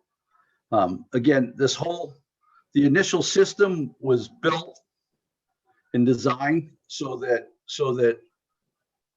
we were not double taxed. And by you approving this bill and moving it forward, we again will be double taxed. So, thank you. Thank you, Mr. Robbins. Any questions from members of the committee? Seeing none, thank you. Next is the town manager of the town of Haverhill, Bridget Codling. Hopefully I said the name right. If not, please correct me. Nope, that is correct. Can you hear me? Yes. Hi, my name is Bridget Codling. I am the town manager for the town of Haverhill. I came to work here in Haverhill in April of 2019. So I have been looking over this situation for the last 2 years and have been able to do a lot of research related to this and have sat through numerous meetings related to this subject. So I thank you for listening to us today. I'm going to read you my testimony and then I'm going to email it to you. Thank you. I'm writing to provide you as representatives of the people of New Hampshire information pertaining to Senate Bill 26 relative to the roads of the Woodsville Fire District. Senate Bill 26 as amended in the Senate grants the Woodsville Fire District the option of operating its own highway department and maintaining its 8 miles of roads at the district's own expense. The Woodsville Fire District, like other precincts, is a separate and distinct municipality from the town. The entire purpose of forming a precinct or village district is to allow a smaller group of residents to manage their own needs by removing some power from the existing municipality, in this case, the town. Woodsville has a separate legislative body and a separate governing body through which it exercises their power. However, with that power comes responsibility. Specifically, precincts are responsible for funding their own activities. Woodsville has the authority to raise and appropriate its own funds from its own residents. Woodsville is free to raise, appropriate, and expend as much or as little money as its voters and governing body feel is appropriate. The town has no control over that. The Woodsville Fire District should not have its cake and eat it too. Because Woodsville wants the independent power to operate its own highway department without accountability to the town voters, yet it wants the town taxpayers, the majority of whom do not live in Woodsville, to fund it. Even though the town's highway department is equipped with and capable of maintaining the precinct's 8 miles of roads. To put it simply, having the town fund Woodsville's highway department operations places the burden of funding the municipal operation of one municipality, Woodsville, on the taxpayers of another municipality, the town, while simultaneously depriving the town authority and accountability over the expenditure of those funds.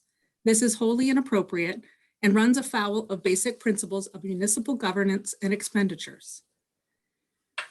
This is even more troublesome given the fact that the Woodsville Fire District's highway department only serves the area within its own precinct boundaries, 3 square miles, and provides no benefit to the town at large.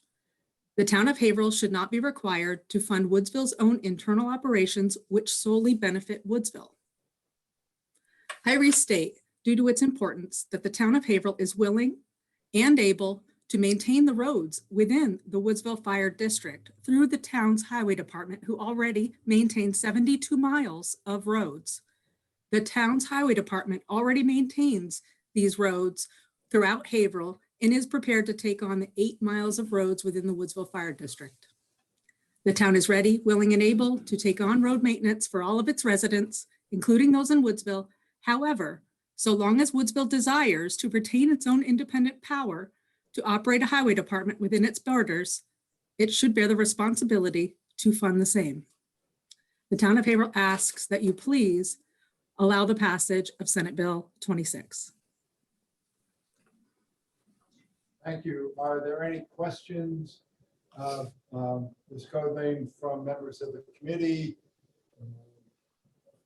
His hand is raised. Representative Faulkner. Yes, thank you, Mr. Chairman. Manager Codling, right now, the Woodsville District maintains those 8 miles of roads themselves, is that correct? They do. They have their own highway department and they maintain their 8 miles of roads, yes. Right, and so, and the money for that comes from the taxes that are raised townwide, and the formula gives them roughly 25% based upon assessed value. Is that correct? That's part of it, yes. I'm sorry, I should be asking for a Follow follow-up. up? So if this occurs, that if we take away that responsibility, you would still be raising funds townwide, and then they would be distributed between the Woodsville district and everybody else according to however the town meeting approved of, of the town budget. Is that what's being proposed here? With Senate Bill 26, what it does is it takes away the requirement of the town to fund the Woodsville Highway Department, making Woodsville responsible for its own operations that they choose to have for within their precinct, and they have full authority over that. And then it leaves it up to the town at the town level to decide whether there are services that Woodsville's providing that the town would pay for. A follow-up question. I'm still not getting to the point here. That if the town raises $100,000 for highway maintenance, according to the current situation, they pay a proportional share to Woodsville, approximately 25%. Sometimes Based it's up to almost 30%. So it fluctuates. So that reflects the amount of money that's actually raised from that district, because it's based upon a proportion of the prorated share of the assessed value. So essentially, we're just giving them back money that's raised from that district for highway maintenance. So when you think about the two different layers of government, so you have the town and then you have the precinct, there are similar activities where the town is providing, for example, police services to Woodsville. So the entire town raises about $1 million a year to have a police department and to operate that police department.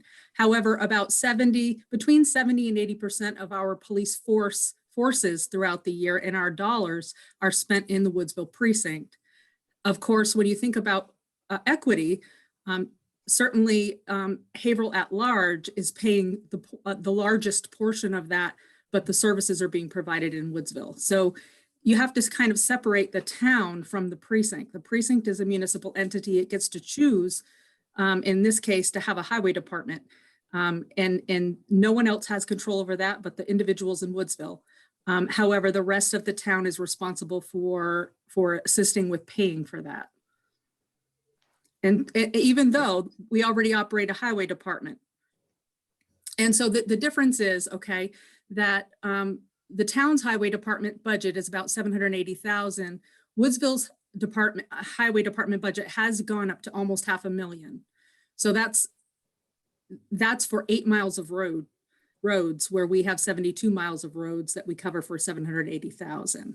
So even though it sounds like you're going apples to apples with giving them back every penny that they raise, it's not that equitable. And it's the same with welfare as well. So everyone in town pays the welfare budget, but the same ratio goes to Woodsville. Most of our welfare dollars are spent in Woodsville, but everybody pays for that because it's a town.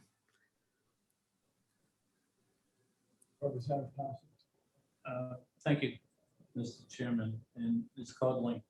Question I have is, what percentage of the town's base tax rate is raised from the fire district area? Isn't that the majority of the commercial property in the town of Haverhill? Yes. So there's about 20% of the tax base in the Woodsville precinct because of the commercial buildings, the commercial enterprises there. And Haverhill, as I understand it, Woodsville provides Haverhill with ambulance service. Yeah, we pay about $150,000 a year for that. All right, thank you very much. Any further questions? Seeing none? Thank you very much. Thank you.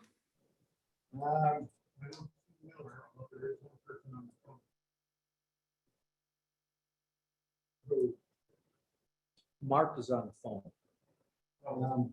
Wheeler Stevens. will be next. Who's on?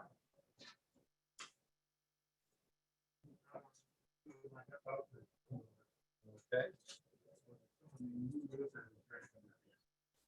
We will get to that later. Let's see, Jennifer Butcher. Hello, Welcome to Public Works and Highways. thank you. My name is Jennifer Boucher. I am the Assistant Town Manager for the Town of Haverhill. I just wanted to give you a little background about myself. I graduated cum laude from Castleton State College with a Bachelor of Science in Business Administration and a concentration in accounting. Following graduation, I worked for several companies in various financial positions. In 2018, I went to work for the town of Piermont as their executive assistant. And I did anything from them from select board meeting minutes to welfare administration to finances.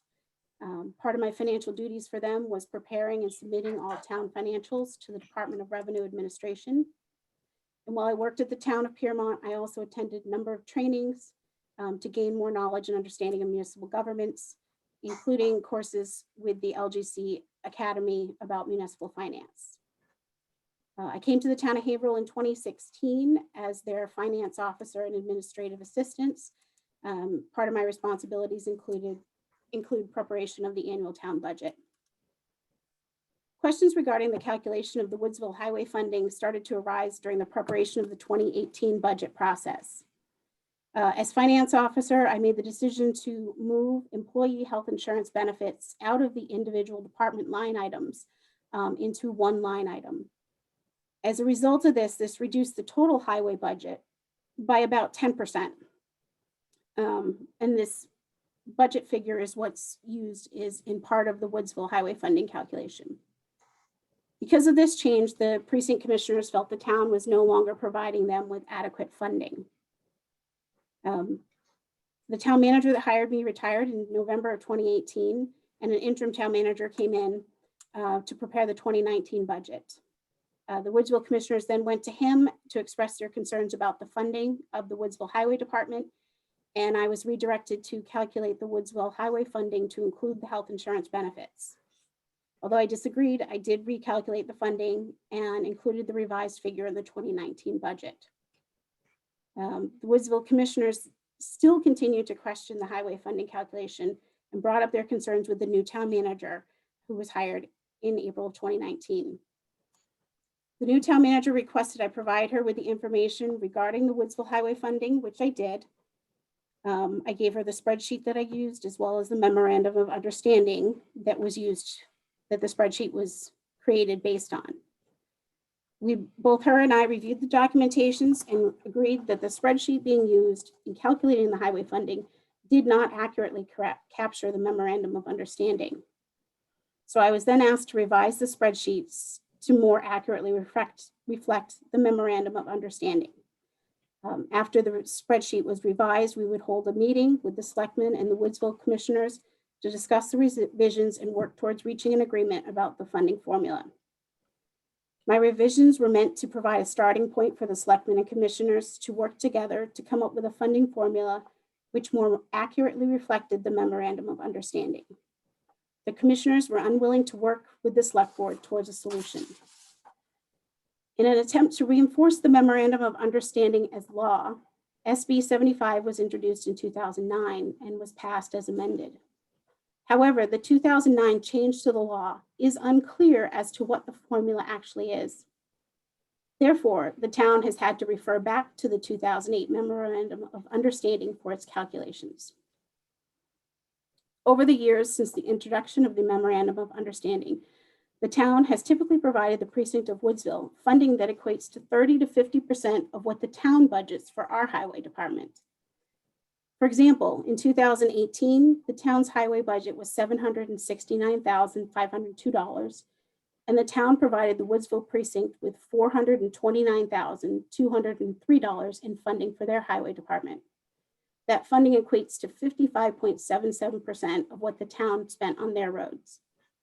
To further put this into perspective, the town spent that $796,203 to maintain 72 miles of road within our jurisdiction, while the town provided the precinct of Woodsville with $429,000 to care for their 8 miles of road.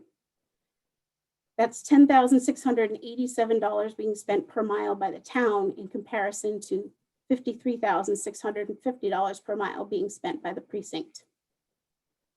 In 2020, when the revisions were made to the formula, the precinct of Woodsville received about $115,982 from the town, which equated to 16.68% of the town's highway budget. That reduced their amount spent per mile to $14,497, which is more in line with what the town spends maintaining our roads. To me, it seems financially irresponsible for the town to be providing these large sums of money to maintain their 3 square miles of roads located within the 52 square miles of the town. In addition, Woodsville property owners are property owners of the town of Haverhill, and therefore just as responsible to pay for the maintenance of the town roads as a property owner who, say, lives in Haverhill Corner. The town has its own highway department that is completely capable of maintaining the roads within the boundaries of the precinct of Woodsville. However, the precinct of Woodsville made the choice many years ago to ask the state for permission to create their own highway department, and they were granted that permission. Therefore, it is the responsibility of the property owners within the precinct of Woodsville to fund their precinct highway department. And this is what SB 26 is attempting to do. I ask you to please vote for SB 26 as amended and give the town back local control of its road funding. Thank you. I do have one request. If what you have just said you have written, if you've given us a lot of facts, figures, and the rest, if you could email that to the committee, I would be truly appreciative. Absolutely. Thank you. You're Are welcome. there any other questions for Ms. Butcher from members of the committee? Seeing none, thank you. I noticed that one of the other sponsors of the bill, Representative Weiler, is in attendance. I'm not sure if he wishes to speak or not. If you do, Representative Weiler, raise your hand or.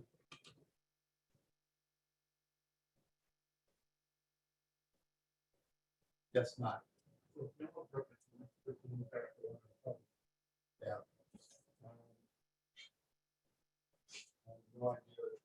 Bring the one who has the hand up.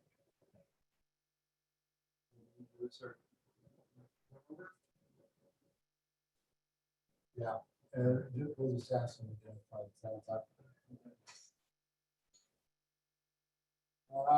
If all it says is new user under your name, I wish you would identify yourself and where you're from and what your position on Senate Bill 26 is.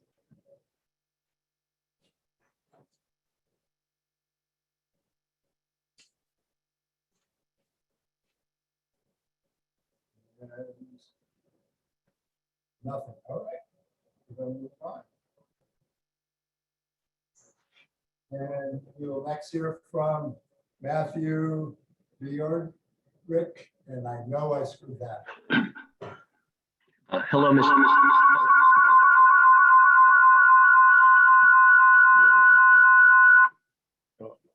Hello. Can you hear me?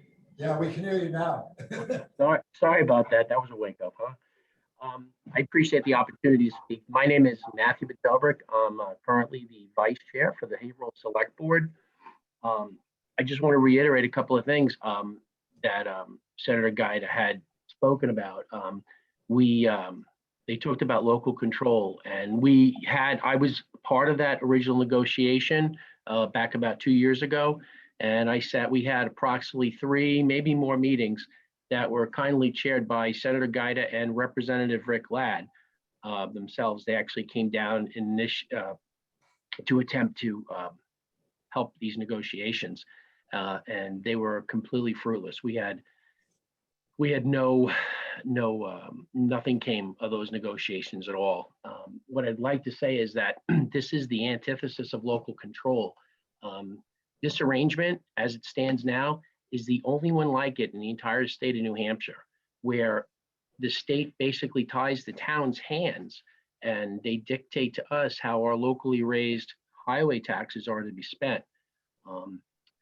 It just, like I said, Woodsville is a separate and distinct municipality, and under the laws in New Hampshire, they have the opportunity to choose what services they wish to provide for their own people. So when in part of those negotiations that we had, one of the commissioners had stated, well, we just want our highway money back. But problem with that thinking is when they want their highway money back to use on their roads only within their district, they're not paying for the other 72 miles of road that all the residents of the town of Haverhill use. And like Manager Codling had stated, almost 80% of our police resources are spent within that municipality there of Woodsville, but yet we don't partition out the police bill like that. Everybody takes an equal share. When you join a town, you contribute a little bit, and I think you receive a lot in return. And that's the case here. Because going forward, when you get 28-30% of our road budget that has to be returned to Woodsville, what happens is going forward for eternity, every time the town of Haverhill decides they need a plow, they need a truck, they need a grader, they need a tent, you have to add 30% to that purchase price to hand over to a municipality. It's really not a fair or equitable solution. It's heavily weighted. It's a lose-lose situation for the town, and we don't begrudge the Woodsville precinct anything. They have their well within their legal rights to have their own highway department and maintain their roads as they see fit. But they have the obligation to pay for it themselves. They can only provide the services that their taxpayers are willing to pay for, and that's how I see it should work. It's just about fairness. And like I said, that's what happens, because it's a bad precedent to set going forward. So, on a statewide level, what would happen if the larger municipality said to the state, well, we have our own police department, we don't want to contribute to the state police? It would slowly erode. And this is just a law that really needs to be changed. And I would please ask you to vote for SB 26 as it is amended. Thank you for your time. Representative Boyd. Mr. Chairman, thank you. And Vice Chairman Bajelberg, thank you very much for your testimony. Question, I understand from doing my due diligence that last year, the town of Haverhill at their annual meeting decided to create their own fire department, and that they would be inviting the North Haverhill and Haverhill Corner fire precincts into that new department that was created. Is that still the plan of attack for the town of Haverhill? Oh, yes, sir. I'll give you a once over the world on that. That plan initiated when the Haverhill Corner people came to us with the idea of maybe becoming part of the town and forming a single department. So we put it at a vote to the townspeople at town meeting. It was approved. We had to obviously get the town to sign off on it first, and the bill the warrant article as passed stated that there was 3 fire departments within the town of Haverhill. That was Haverhill Corner, North Haverhill, and Woodsville. So the town agreed to, if the precincts approved to give up their fire responsibilities, they would join the town fire department, and then the town would pay for the entire department. And North Haverhill and Haverhill Corner both joined the fire department, which is now the town of Haverhill Fire Department. Unfortunately, Woodsville, the commissioners, the first year they didn't allow it to be voted on. And I believe this year they turned it down. So they chose not to become part of the town fire department, unfortunately. Follow up, Mr. Chairman. Follow up. Thank you, Mr. Chairman. Vice Chairman Bajelberg, just so that I understand, because I appreciate the testimony that Town Manager Codling provided. I'm just trying to understand the relationship of the Woodsville Highway Department as it relates to the Woodsville Fire District. Are they a department under the Woodsville Fire District, or are they a department under the guise of the town of Haverhill? No, they fall under the Woodsville Fire District. Okay, so it's their own highway department under the fire district. That's correct, sir. Okay, wonderful. Thank you very much for your testimony. Thank you, Mr. Chairman. Thank you for your time, sir. Representative Evil. Thank you, Mr. Chairman. Thank you, sir, for being here. You folks are so involved in this, and it's, you know, and I think we're all trying to get up to speed to understand the situation. I can't find the statute that this is amending online, so I see everything in its totality. Someone testified, they said this is the, maybe it was you, that this is the only situation in the entire state of New Hampshire like this. That's So correct. if you could just take us back in time, I'm trying to understand why this is in state law in the first place. Was it because there was so much division? Somebody just tried to settle it through legislation? Or how did this come to pass? The original law, it predates me, obviously. I believe over time, there's been numerous amendments, and they've come back to the state to amend it. I don't know. I couldn't intelligently speak to when the first law was enacted regarding this, but I believe the most recent amendment to it, I think, was 2009, if I'm correct. Well, I just as a follow-up, just as a matter of history, I was trying to understand how this came to pass in the first place. So my other question is, one of the people testified that if this law was passed, people in Woodsville would be double taxed. And I wondered if you could speak to that. Sure. Well, I can't speak to what, I think it was Mr. Robbins that stated that. I can't speak to what he meant, but double taxed, well, no, because when you pay into the highway tax, the highway taxes in the town, you're contributing to all of the town roads, not just, you know, a specific precinct. So, like I said, we all contribute. I guess I could say it like this. For example, I pay taxes to the state, and by extension, the county and that pays for the state police, it pays for the county sheriff's department. Yet Haverhill, we have our own town police department. I mean, would you consider that double taxation? I wouldn't, because the town chooses to have our own police department. So for that, we have to raise the taxes through the town and pay for that.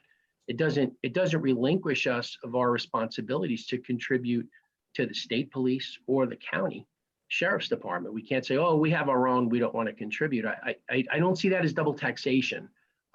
It just, if you want to improve your services to your specific community, as we do with the town, for example, with the police department, it's just a burden that we have to shoulder if we want that. So I really wouldn't see that, ma'am, as double taxation.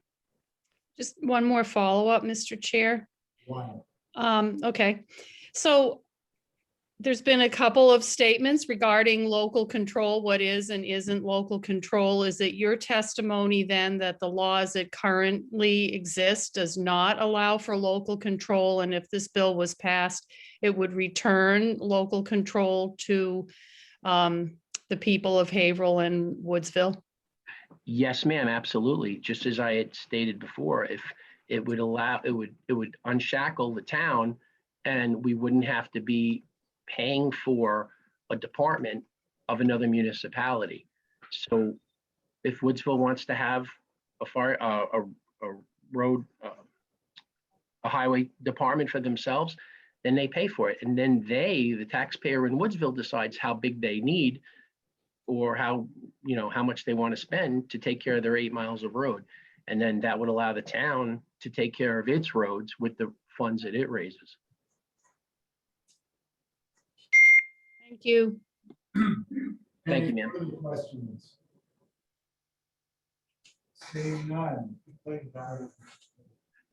Mr. Chair, Yes, I just wanted to make a point. Mr. Darren Clogston is on your scheduled list of people to testify. When you're ready to call him, he has connectivity issues. He's here right now. He could use my laptop to speak to you and address you. there'll be a couple people down. Of course, just wanted to let you know. Thank you, sir. Richard Guy, next up. He's already in here. You have to unmute yourself, Mr. Guy.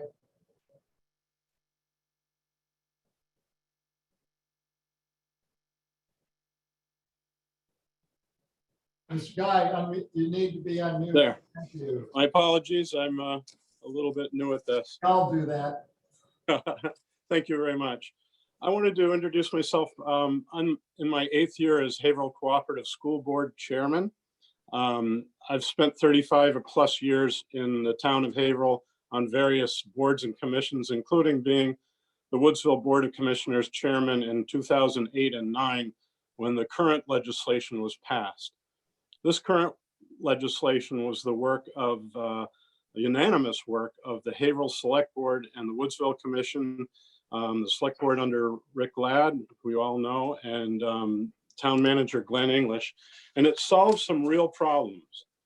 That bill in 2009 did receive unanimous support, but the ones that before you today is not receiving unanimous support locally. In fact, I believe you'll find that 2 of the 5 Haverhill Select Board members are registered as opposed to it on your list today, and all of the Woodsville Precinct Commissioners are opposed to it as well.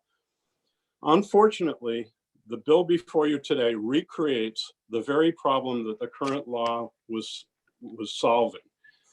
It has Woodsville taxpayers paying for its own highway department, plus a large share of the cost of the Haverhill department. And it is considered, or it was considered, double taxation back in 2009. The current law solved the problem, and it works like this. The people served by the Woodsville Highway Department pay for the Woodsville Highway Department.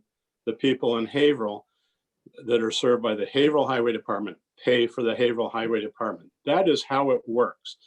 All of the discussion today about how Haverhill people are paying for Woodsville or subsidizing is just plain untrue. And it's I think because the people that are speaking to you don't fully understand how it works. I think Rick Ladd has a very good handle on it, and I'm sure he's spoken to you about it in the past. One nice lady just a moment ago asked about the Woodsville Highway having its own department. And I'll just throw in that we've had 2 highway departments, and it's been mutually beneficial and served the town and village well for a very, very long time, perhaps up to about 100 years. The bill we're talking about today is only about funding. Why are we here? And I'm sorry, but let me be a little blunt about this. Prior to 2019, Haverhill was a very peaceful and cooperative town. The highway departments worked together when they needed a little extra help. We didn't keep a ledger of the time, we just did it. Since the hiring of our new town manager, Woodsville has been under siege from town management. You will find that the town manager is articulate and charming, as you've just heard, but she has worked hard to disrupt all the relationships using bullying tactics that include threats of defunding to enlisting you folks in Concord to be her heavy hand. She has defunded the Woodsville Fire Department over a control issue. She has threatened Haverhill Corner Fire Department, and they have, pardon me, she threatened Haverhill Corner Fire Department over defunding, and they finally gave in. She's attempted to defund or reduce the funding or replace Woodsville Ambulance, of which I was a member and still am for over 40 years now. And the public did speak up very harshly about that, and they backed away from it. She's refused to pay the town's obligations to the Woodsville Sewer Department, and she has enlisted the Senate and now the House to fight letting Woodsville keep its local share of highway funds. The people of Haverhill are not sending money to Woodsville. If they took the time to understand how it works, they would know that. The funding of our highway departments is simple if you make an effort to understand it. When this started, the town manager and select board didn't understand how it works, and they believed Haverhill was subsidizing Woodsville. And with the town manager in charge, and as we recently found out, she has blockaded any efforts, recent efforts, to get together and discuss this as a group. Sorry, I'm stammering a little bit. I'm not a great speaker. At every turn over the last 2 years, the town manager has been building a wall between Haverhill and Woodsville. As the Haverhill School Board Chair, I fear where this is going. There is now a strong sentiment in Woodsville to disengage from Haverhill. This bill as written could be that final brick in the wall. Sorry for the Pink Floyd reference. If Woodsville splits from the school district, we will have a real problem keeping our Haverhill cooperative school system going. This bill is no more than a tool that the town manager has found to further her agenda. I ask that you reject this or return these discussions to the local level. We're given a recent petition for her dismissal, and voters taking back control of the select board. I believe we have a chance of resolving this locally if you will return this issue to us today. Thank you for your time. Senator Floyd. Thank you, Mr. Chairman, and Mr. Guy, thank you for your testimony. One quick question: if the voters do choose in the village of Woodsville decide to merge their fire department with the town of Haverhill, in your opinion, with your institutional knowledge, does it solve the problem? I'm not exactly sure what problem merging the fire departments is trying to solve.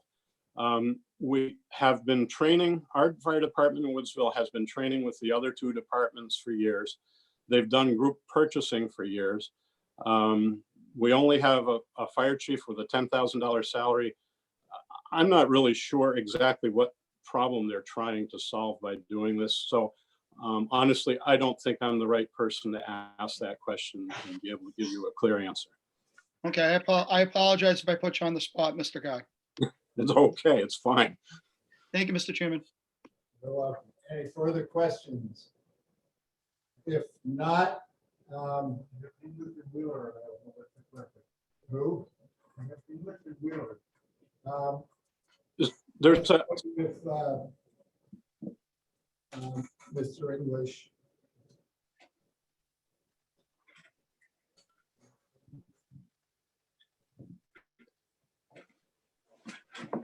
let's see if I can find them. There he is. Welcome to Public Works and Highways, Mr. English.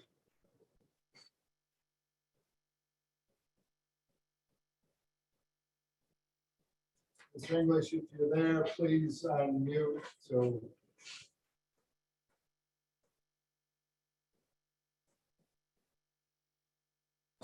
And they were calling me. I have Mr. English here if you'd like to.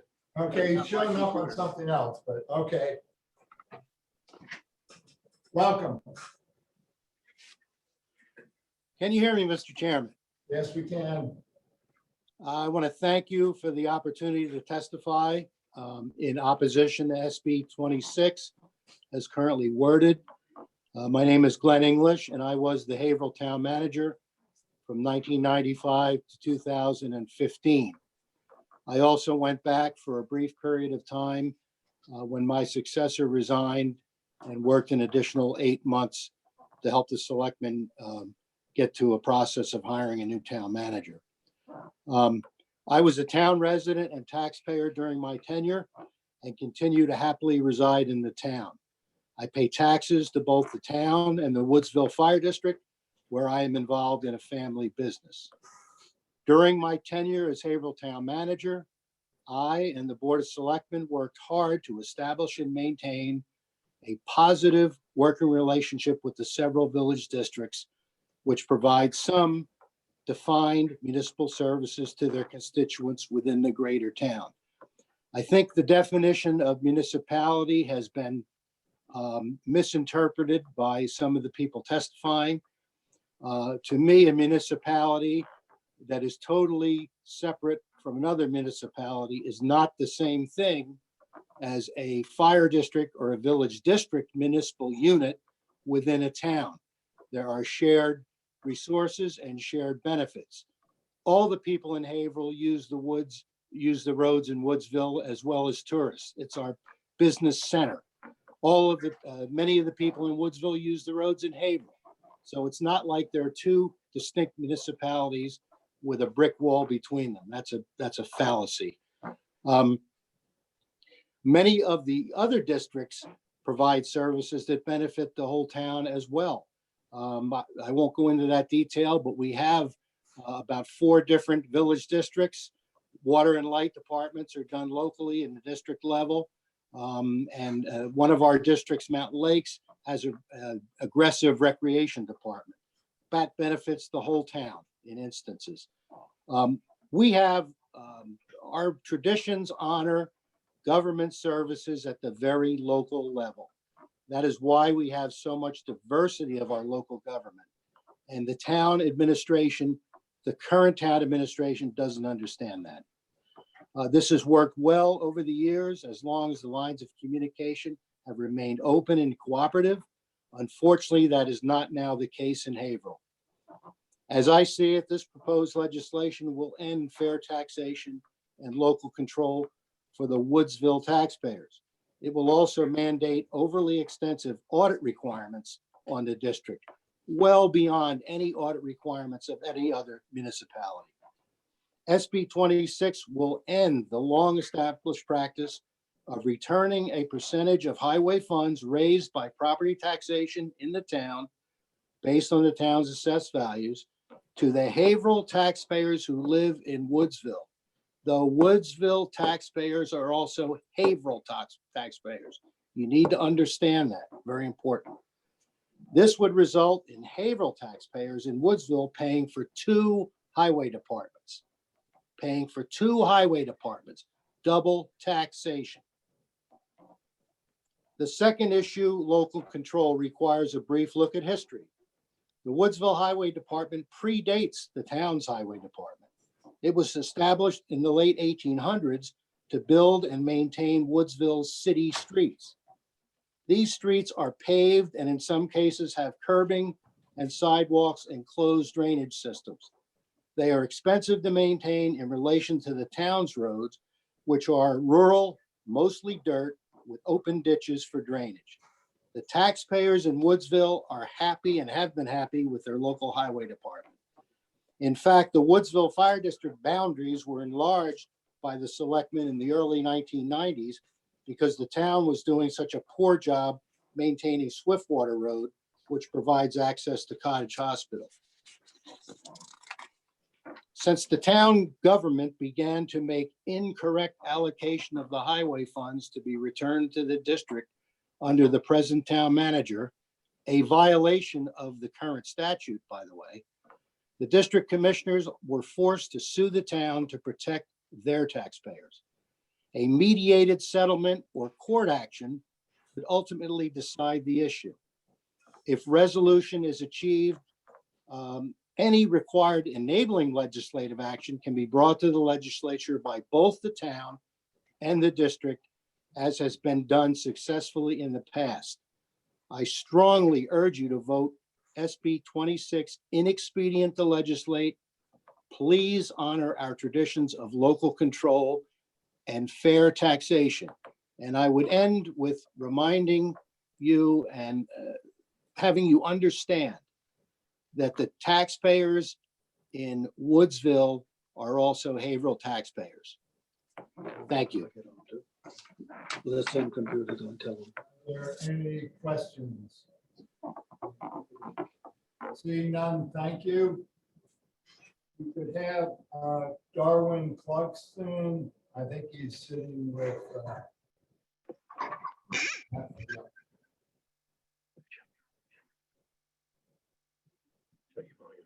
Ms. Clarkson. Clarkson, are you there? Good afternoon.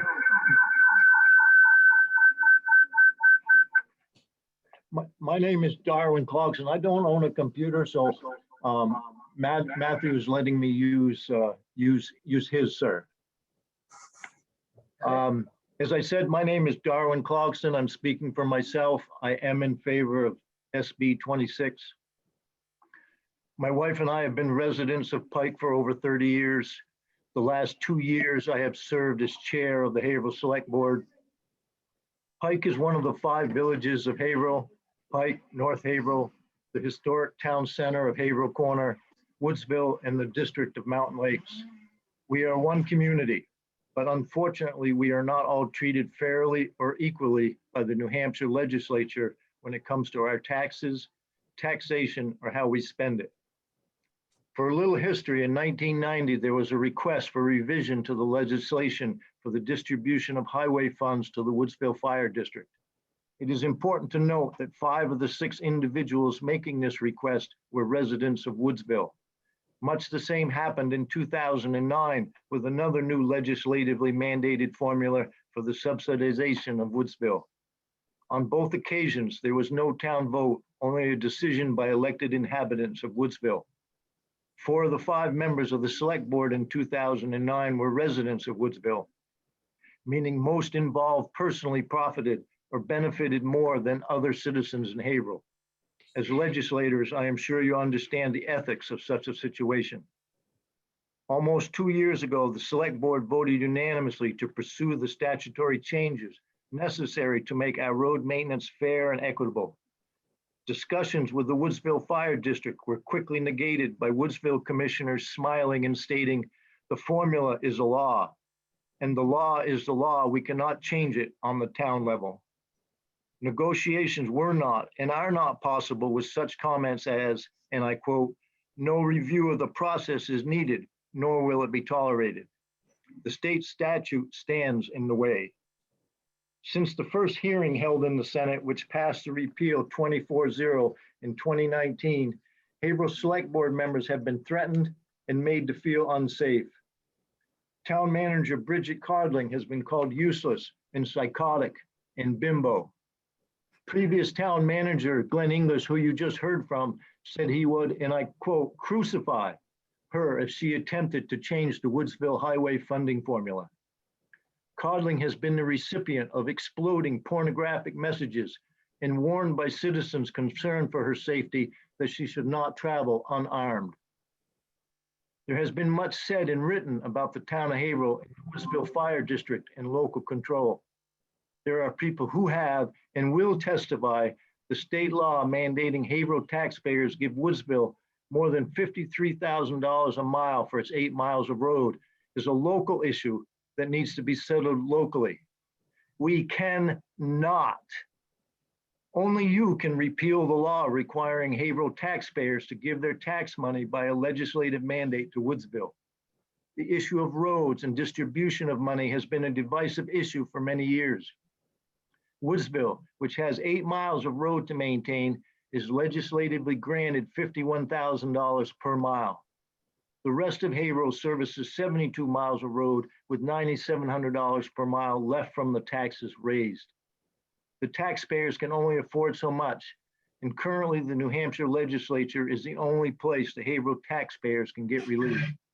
They are mandated to give Woodsville their tax dollars. Until the issue became overwhelming and a new town manager was hired, no one really knew what was happening. A quick look at the books showed poor stewardship in a situation where Woodsville was overpaid the mandated amount. Just the years 2016, 17, 18, and 19 represent an overpayment by the taxpayers of Haverhill to the precinct of Woodsville of almost $800,000. Our solution, which is before you today, is every road mile equals status, regardless of where it begins, where it goes, or how many deer or bear cross over them. It will end the legislative mandates upon the Haverhill taxpayer and allow everyone to be treated as equals. Every precinct has the ability to create whatever services it wants, so long as the want is paid for by a precinct tax and is in accordance with state law. A water company, electric company, ambulance service, or fire department. If they want it, they can have it and pay for it. I am of the opinion that the existing law has allowed those responsible for the serious financial obligations that have been precipitated investigations by the DRA and the Attorney General to act with impunity. They believe they can manipulate the legislature through a couple of elected representatives. This has given the taxpayers a belief that if you have money, you can even take more from the little guy, the working family, by having friends in Concord. It's time for equal treatment of all people of the town of Haverhill. Please remove the mandate the legislature created, which interferes in Haverhill's right to govern itself. Please allow Haverhill taxpayers the ability to control their own destiny. Please restore the faith people need to have in its government, and most of all, those elected to govern. It is interesting to note that the Attorney General has just found the Woodsville Fire District guilty on 2 counts of electioneering. It is my understanding there are 6 more counts pending. Ironically, this returns one of the Woodsville residents, Michael Graham, who benefited and signed road legislation to the Haverhill Select Board after a 20-year hiatus. From using government mail paid for by taxpayers to having the police remove legal signs from private property, this legislation and its profits to those in Woodsville pushes the limits of criminal activity. The use of government mail has been brushed off by the state election officials because the lifetime CEO said he did not know that would be illegal. If we could focus on the bill and not allegations of other wrongdoing or other problems within the town of Haverhill as a whole, I would appreciate it. My apologies, sir. I ask you sincerely to repeal the law mandating Haverhill taxpayers subsidize the private enterprises of Woodsville commissioners and allow all of Haverhill taxpayers to act as one family. Thank you. Any questions from members of the committee? Seeing none, thank you for your testimony. Thank you for your time, sir. And we will hear from the Honorable Robert Clay. Welcome back to the General Court. Thank you, sir. I miss it, sort of. Not the Zoom, though. Thank you, Mr. Chairman, members of the committee. For the record, I was a member of the legislature, both the House and the Senate. I spent 14 years, and I truly do understand what you give up to be a volunteer citizen legislator. And I will say right now, I would never support any other type of legislature because I think this is the way things get done. As to Senate Bill 26, the reason why I'm even involved is a few years ago, I just for the record, I like to restore historical structures. So I was approached because a few historical structures were going to be either demolished or turned into apartments. And I agreed to buy them and fix them. Right now I have 4. 2 of them are under renovations and 2 others are not yet. But I also somehow got involved politically.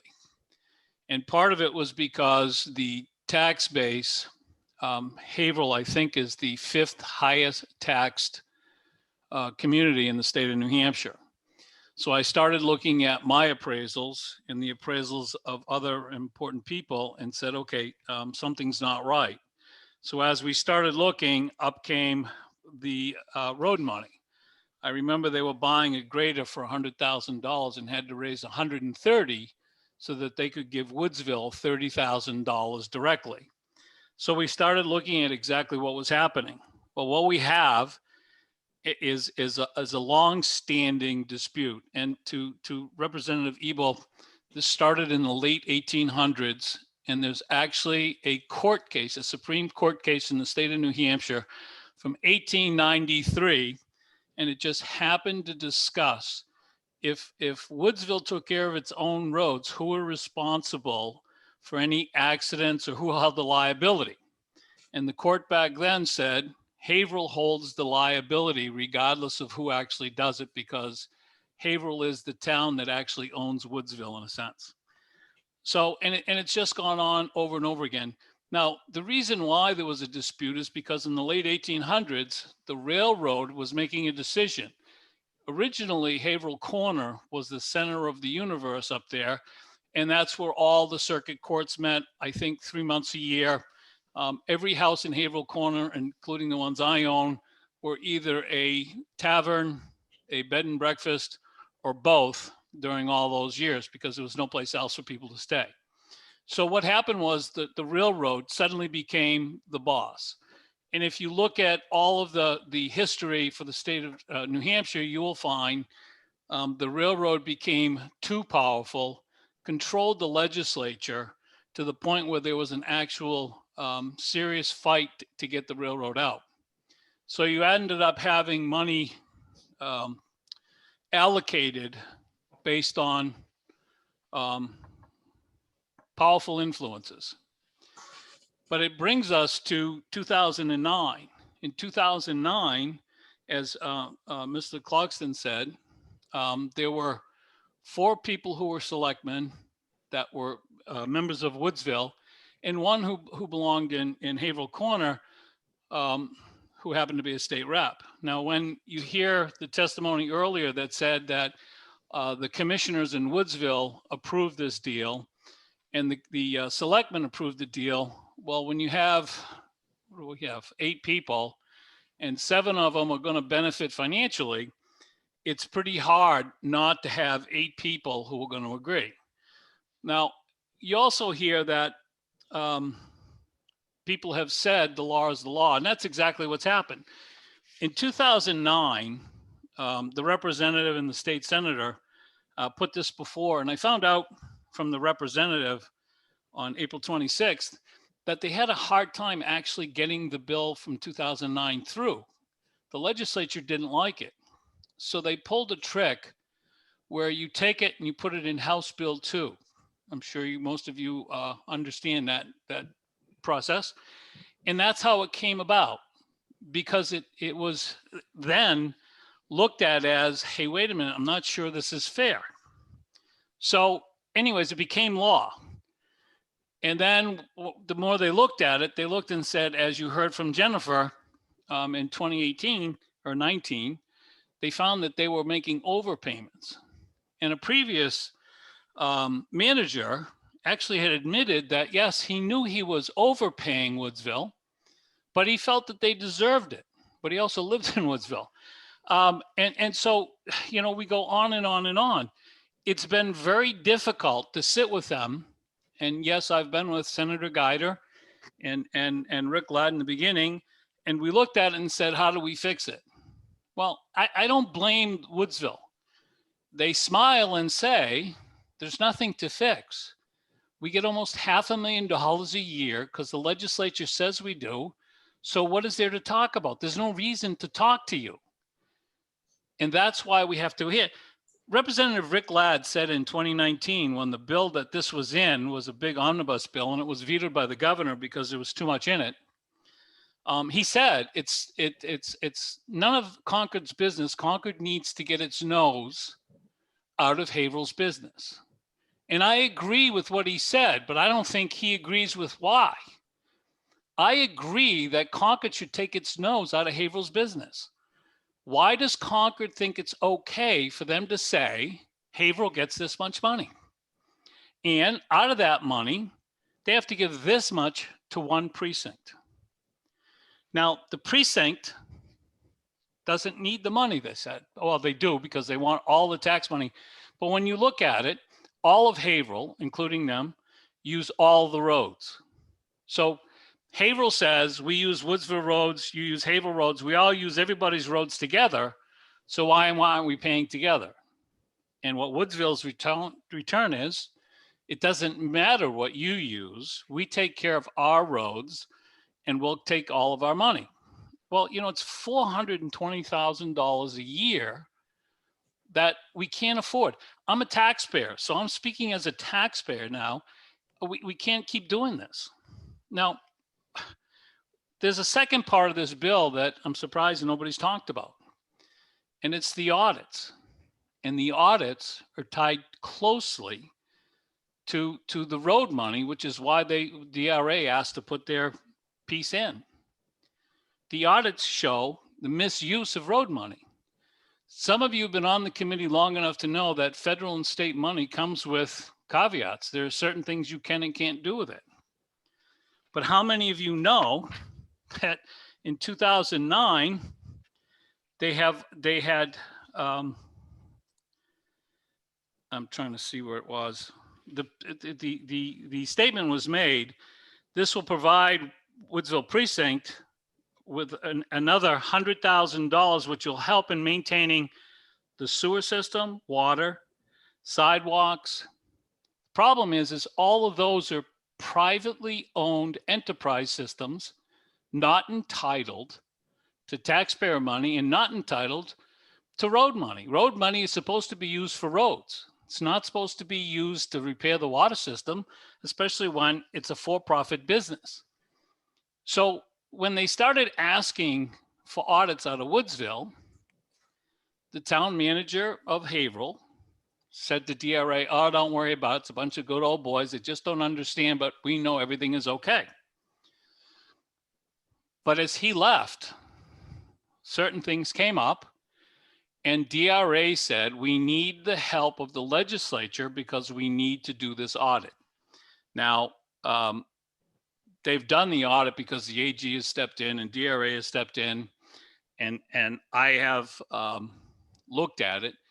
They have some serious issues. One that bothers me the most, having been on the New Hampshire retirement system, on the board when I was in the legislature, 11 years of having an employee they called part-time, and I guess he was collecting, but he, they were calling him part-time and then paying him something that was called comp time. Basically, they were paying the gentleman $90 an hour and telling the retirement system that he was just getting a pittance. These are the things that we're finding in the audit. The electric company is another one. It's supposed to be a municipally owned enterprise, yet it sells electricity across state line, which makes it federal. The PUC is under the impression in the state of New Hampshire that because it's a municipally owned and it only services itself, it can't regulate it. And the answer to the federal is we don't sell anything across state lines. Well, they do. And where's the money? I was part of a team that was hired by someone to go in and look for the money. I've sat with Dick Guy. I've asked for the information. I was told he doesn't have it. I was taken to the superintendent, and the superintendent turned white. We thought he was going to have a heart attack and said, I don't have the books, only Dick Guy does. So I'm not making any accusations. I'm only telling you what's in the audits, what I've experienced myself. Part 2 of this bill is just as important as part 1. Part 1 says to the legislature, kind of get out of our business. 8 miles of road is nothing for Haverhill to take over. And I will tell you that the fight in Haverhill during the last election was to make sure that the grader and the dump truck that was necessary to work the roads couldn't be, they couldn't keep the lease contract. So they did something that basically defunded. But to the managers, the town managers' credit, she found another way to make sure that she kept the equipment to keep the roads going. So what we have is we have a big fight. You're not going to fix the fight over the roads unless the legislature says it's not our business, it's your business. And then I guarantee you, there's a group of people who want to sit down and work it out. But Woodsville's not going to get $420,000 a year because the town of Haverhill in its different precincts, if you're making money off the water and you're making money off of selling electricity and you're making money off of selling the sewer use, then you shouldn't be taking our money to maintain them. You should be using your money, the money you make off of selling that product. And that's what we're asking. We're asking you to take Concord out of the road money. And I'm asking you to make sure that DRA can finish its audit work. And it's not just Woodsville that would have to follow this audit process. It's everyone. It's time that taxpayers had the ability to see exactly what it is people do with the money that's raised and appropriated. I can tell you that one investigator I know has been on this since 2009 on the electric. They still can't find out where the money goes. They're getting close because DRA is forcing the audit. And there's a lot of things happening, a lot of people trying to cover. But the reality is the people in Haverhill as a town, all 5 precincts, are good, hardworking people. They're working families, and they're trying to keep their head above water. Being number 5 in taxes in the state of New Hampshire, these are simple people. There's not a lot of luxuries there, and it's not fair. The only fair thing is for the state of New Hampshire's legislature to say, this is your problem. We're repealing the mandate that you give them this money. And you pass the second set so that the people in Woodsville, as well as the people in Haverhill, know what actually happened to all the money they've been funneling into that division. And Mr. Chairman, I'm going to send in my original testimony. I wanted to make sure that I answered some of the questions. I hope I did. I'd be more than happy to answer more. I've been around a long time. As some of you know, I've been a selectman. I've been a budget committee member. I was a member of the House for 8 years. I was a member of the Senate, and that drove me out. But I fully understand. Oh, I thought you were finished. I'm done. Go on. Go ahead and finish, Senator Clegg. No, actually, I'm done, Mr. Chairman. I want you to know I'm passionate. I have a place up there that I'm probably going to retire. It's a beautiful community, but what's been happening to it over the years just isn't right, and it's because people in Haverhill are old-fashioned New Hampshireites, and they believe that everybody is trustworthy, and sometimes it's not the case. Representative Ebel, you got a question? Yes, thank you. And thank you, Mr. Clegg, for the history lesson. It just really helps put some things in context. So if I may seem like a small point considering everything else you testified to, but if I understand what you just said, there really wasn't a lot in this statute about funding until 2009. And when that was introduced, I understand, as part of HB2. And that's because at that point, there was already vast disagreement going on.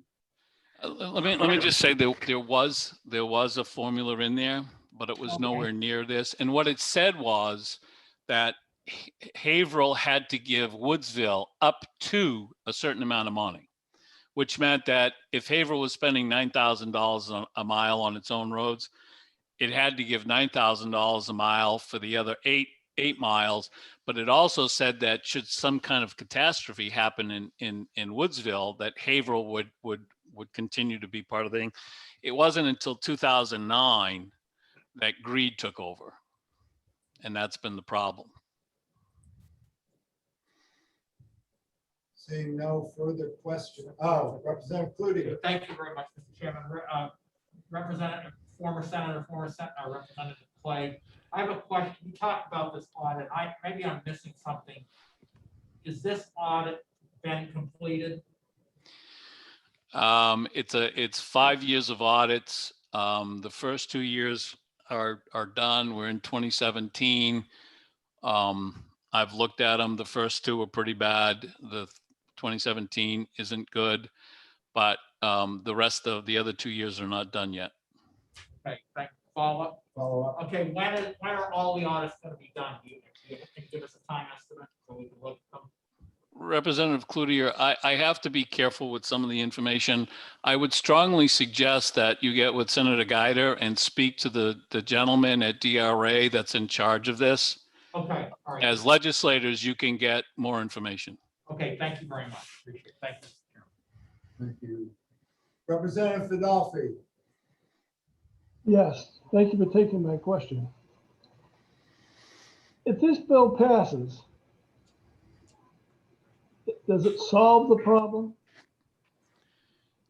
It solves the problem because it allows people to sit down and as I said, with all due respect, if I was part of Woodsville and I was getting $420,000, I wouldn't sit and negotiate it away. But if it's gone, I would sit there and negotiate how best to care for the roads. Thank you. Seeing no further questions. Thank you. Thank you, sir. Mr. Stephen Wheeler. Yes, can you hear me? Yes. Yes, well, first comment would be that the audits are done all the way to 2017 and 18 and 19 are almost done. And there is no money missing. There's been no misappropriation of money. The money that comes into the precinct for water and light is completely different than what it comes into the precinct for roads and them, because water and light and the sewer system and the ambulance system are all enterprise systems. So that money has nothing to do with Woodsville roads. And I've heard the figure of 500,000, 400,000, 425,000. We only get what is due us for the money. I'm a precinct commissioner. We get 23.6% of the road money because 23.6% of the tax dollars are paid by the people of Woodsville. They would like it till we didn't get any of the money. But that is a fallacy. And there's a lot of other things that were fallacies that were just spoken about by the gentleman in front of me. First of all, the Woodsville Road started in 1898. This was due to because of the railroads, as he mentioned. And the city of Woodsville, which is not a city, but it's a town, was built like a city because we had to have a sewer system and storm drain because water doesn't run down the streets too well when they're tar. Woodsville had a road crew 30 years before the town had a road crew. Woodsville maintenance agreements have been modified many times over all these years, and the valuation has grown. This is based on property evaluations assessing tax assessments. The last update was held in 2008, which took effect in 2009. That last agreement has worked fine until 2019. At that time, the Board of Selectmen, under the advisement of the town manager, changed the formula without the precinct of Woodsville having any input. When they have a memorandum of understanding, you have to have all parties involved in the changing of an agreement.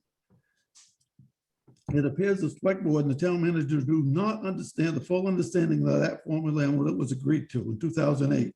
Because of lack of understanding, the precinct of Woodsville has not received their portion of the taxes collected to apply the road maintenance this year at all. We're supposed to get it every quarter. We haven't got a cent yet.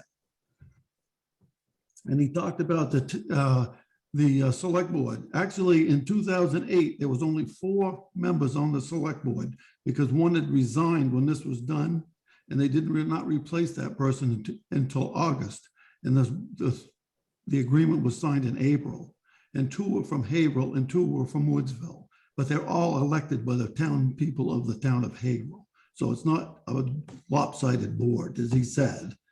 And I know that for a fact because in August, my wife came back on to serve her 11th year on the select board at that year. She had been a selectman all those years, so I know that for a fact. The Woodsville Precinct Commissioners have tried to arrange a meeting with the Haverhill Select Board many times, and they refused to meet with us. They said they couldn't meet until the lawsuit was over. Well, we have a copy from their lawyer and our lawyer that said that we should meet because before we can even go to court, there has to be a mediation agreement between the two. So I don't know where it is, but and when one of the select board members asked the town manager about this letter and this email, she said, I've never heard of it. Well, 5 minutes before that selectman got to her office the next morning, she put it on, I guess I misunderstood what they were talking about. I mean, it's just been the same thing all the time. 23.6% of the road money comes back to Woodsville because 23% of the road money is paid by the precinct of Woodsville. I don't know why we shouldn't get the money back that was due us, because our taxpayers would be double taxation again. And they're also getting double taxations on the fire department, which we give 23.6% of the money to the town fire department, and we don't get a cent back when we have our own fire department. And it just keeps going. And the police call, they said that 75% of the police calls, well, I contacted the dispatch, because all of our dispatch goes through Grafton County Sheriff's Department. And in the last ensuing year, 31.6% of the police calls were in Woodsville. At not 75%, 31.6 was done in Woodsville. And most of those were to Walmart, which we kind of expected. So, I mean, the people in Woodsville, we had our annual meeting 2 weeks after the town meeting, and the voters in Woodsville at the annual meeting for the precinct of Woodsville, the sentiment for Woodsville was to secede from the town of Haverhill. Over the years, Woodsville is often perceived as a separate town, as many visitors to Woodsville believe that they're in charge. Lawyers come up to the courthouse and they think Woodsville is its own town. They come to Woodsville. We have all the restaurants, we have all the stores, we have all the businesses in Woodsville for that stuff. And the town's complaining about tax money. Well, all the rooms and meals tax, which is almost $200,000 a year, goes to the town. We don't receive a cent of it back. And we have all the businesses. I don't know what the hell the problem is there. I just get sick of hearing all this stuff all the time. Our road crew has to be trained, because they do storm drains. They have to be trained to go onto the road with their gas mask and everything when they go onto the road to fix a storm drain or a sewer drain. Our road crew does fix the sewer drains. But the money that goes to Woodsville Precinct comes to Woodsville Precinct. Water and Light's its own entity. I don't know how he figured Dick Guy was going to, because he was a precinct commissioner, was going to give him books for the water and light department when we were in a separate entity until last year at town meeting, our annual village meeting, when they said, oh, we're going to join forces. We had not been joined forces until since the 1920s, when Woodsville Water and Light was established. So I don't know where we would have got that information from. I've been a commissioner for over 6 years now, and I can tell you there's not 1 cent missing. And the audit that just came out, there's not 1 cent missing from Woodsville. Yes, we were common laymen. We didn't have a manager at the time. We may not have done everything right, but there's no money that went from water and light, from the precinct to water and light, because the two did not get along. And the problem was the guy taking the money that was retired had nothing to do with the Woodsville Road Crew, because we had no control over the Woodsville Water and Light Department. They were their own separate entity. I just get sick of hearing, well, Woodsville's this, Woodsville's that. There's no money missing. And Senator, the guy that was up there when they did the review of 2015, 16, and 17. I don't know how come he said the 17 wasn't done. 18 will be done Monday or Tuesday of next week, and 19 will be done by the middle of May. And there's no money missing, not 1 cent. I think that's about all I got to say if you want to ask questions. Anybody have any questions of Mr. Wheeler? Seeing none, thank you. We're going to try this one more time. Under attendees, there is some, it says new user. What phone number is that? There is no phone number. Oh, there's no phone. So we have brought you in. If we could hear who you are and what your position on the bill is, we would appreciate it. I hope you're talking to me. I'm Kevin Shelton. Okay, that was the name I was going to call next. Okay, wonderful. Thank you. I appreciate you listening to me today. I am in opposition of SB 26. If you make, I'll read what I have prepared and I will send it to you folks. I'm Kevin Shelton. I'm speaking in opposition of SB 26. I'm a resident of Woodsville for the last 35 years. Additionally, my wife and I own property both in North Haverhill and in Woodsville, as well as run a business here. We've raised our family and have been involved in the community committees, from economic development to being a school board member for 10 years. I am vested in our community as a whole. 14 months ago, I was hired as the administrator here at Woodsville Fire District. As you know, there's been an agreement in place between the town of Haverhill and Woodsville on returning monies to Woodsville for highways since 1990. This has been amicably amended twice since being created with the purpose of sparing Woodsville precinct residents and businesses the burden of paying for two highway departments, as Woodsville has operated its own since the late 1880s. There has been and is a disagreement on the funding of road monies between the two parties. This is a local issue and should not be resolved, with all due respect, in Concord. The Woodsville Precinct Commissioners voted formally at their last meeting that they were opposed to this bill. And I know, as you've heard today, that there's two of the 5 select board members are in opposition of it as well. Through the precinct's attorney, they've reached out to the town to have a meeting on road funding. And this really needs time to play out. They need to get together. The second part of the bill, as amended, is not relevant. Woodsville Fire District is fully complying with having the necessary audits. They're being conducted by Plodzik and Sanderson. 3 years are completed. I know that was an earlier question. And 2018 and 19 are near completion.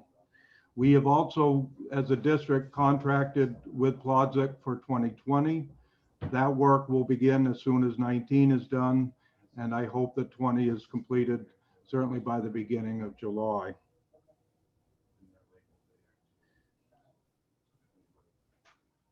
I would argue that the language at the end of this should not be tied to any bill, as it's an add-on, and should apply to all towns and districts equally throughout the state, and should not single out one community. Before I close, in the 14 months that I've been here, today was the second time that I've heard of electrical sales to another state. The Water and Light Enterprise Company serves the precinct of Woodsville. It extends electricity up 135 North to Monroe Road in the town of Bath. And it serves the south on Route 10, encompasses the Grafton County complex, as well as a short loop there for electricity. There is and has been, in my 14 months here, 0 sales of power, electricity to anywhere but New Hampshire. We buy power. It comes from Green Mountain Power's transmission lines, which comes in from Vermont. It is fed from the north and the south and wherever else, but there are no sales occurring here through Water and Light to any other place, and I'm not certain where that's coming from. Additionally, and I would be happy to share the audits with anyone that would like me to send them to them, there has not been in the audits any commingling of money from the highway to these other enterprise funds, and the audit will show that. In closing, I thank you for listening to me. I would ask you not to support SB 26 and not be bullied into voting for it. This is a local issue and it needs to be resolved at the local level. Thank you. Thank you. Are there any questions from members of the committee? Seeing none, thank you. Thank you. I see that Representative Ladd has finished up with his committee work, and I would like to ask him to briefly testify, I believe, in opposition to the bill. Well, thank you very much, Representative Graham. Can you hear me? We hear you. Okay, good, even though I'm across the hallway. I would like to thank the committee for hearing my testimony today. For the record, my name is Rick Ladd, L-A-D-D. I live in Haverhill, New Hampshire, not Haverhill, Massachusetts, Haverhill, New Hampshire. I'm a recent person to Haverhill, New Hampshire. We moved down here in 2004 from Alaska, where we lived 25 years there. However, My family, 8 generations back, founded the town of Haverhill, New Hampshire. And so I have a lot of ties to this community. I have chaired the select board in Haverhill during 2009, very active on the select board at that time. I've also chaired the Haverhill Corner Commission, which deals with the water system there, very active in local affairs. Representative Ebel asked some questions earlier about the history of the road system in Woodsville. I did have the same question, and I asked Benoit Pelletier, who works in the Office of Legislative Research here, and he gave me a report about a year ago, and the first issue that appears is in 1877. Then it goes 1887, 1893, 1899, a year after the Spanish-American War, 1913, and then we get up to the years that we're more involved with. And I'd like to speak to that just very quickly and briefly. In 1990, Representative Paul Lamont put forward a bill. It was HB 1138, which dealt with the Woodsville road system and how monies that were paid by Woodsville folks and Haverhill folks for the highway budget, up to 20%, would be used to support the system in Woodsville. So it went back to 1990. Then SB 75 came about in 2009. That was put forth when I was as a selectman up there and chairing the select board at the time. But I also want to mention to you that the other individuals that co-sponsored this bill and sponsored this bill was Senator Deb Reynolds out of Plymouth, whom I know well, and Representative Paul Ingebrigtsen, who comes from Pike, one of the areas within Haverhill, which is not part of Woodsville. There are districts within Haverhill that have their own boards for various tasks, be it water, be it fire, be it planning. Haverhill Corner, where I live currently. And then you have North Haverhill, Pike, and you have Mountain Lakes and Woodsville. North Haverhill, Haverhill Corner, Mountain Lakes are primarily residential oriented. Our revenues and our income, especially if you look at meals and rooms income tax, that stuff, it all comes out of Woodsville. And so there are also some bills in the past which we should be aware of before we get to 414, HB 414, or to the omnibus bill we had last year. We've had memorandum of understanding signed by both the commissioners in Woodsville and the select board dating back to 1990, 1995, and then there was a proposal to the first amendment of the MOU in 2008, prior to 2009. In 2009, when we worked with both boards to develop this distribution funding formula, which is currently in law, both boards unanimously agreed to the distribution formula. In fact, that's been the way that all legislation referencing the distribution formula has occurred. It's been unanimously agreed upon by all those that are participating. I might add that one of those select board members that was living in Woodsville at that time in 2009 is now living down the street from me in Haverhill Corner. When we were on the board at that time, and I was on that board, we never thought of ourselves as I'm from Woodsville, I'm from Mountain Lakes, or I'm from North Haverhill or Haverhill Corner. We represented all of Haverhill. So when we made a decision in the best, the betterment of all, the whole good of the town. We did that also when we changed how fire departments were funded.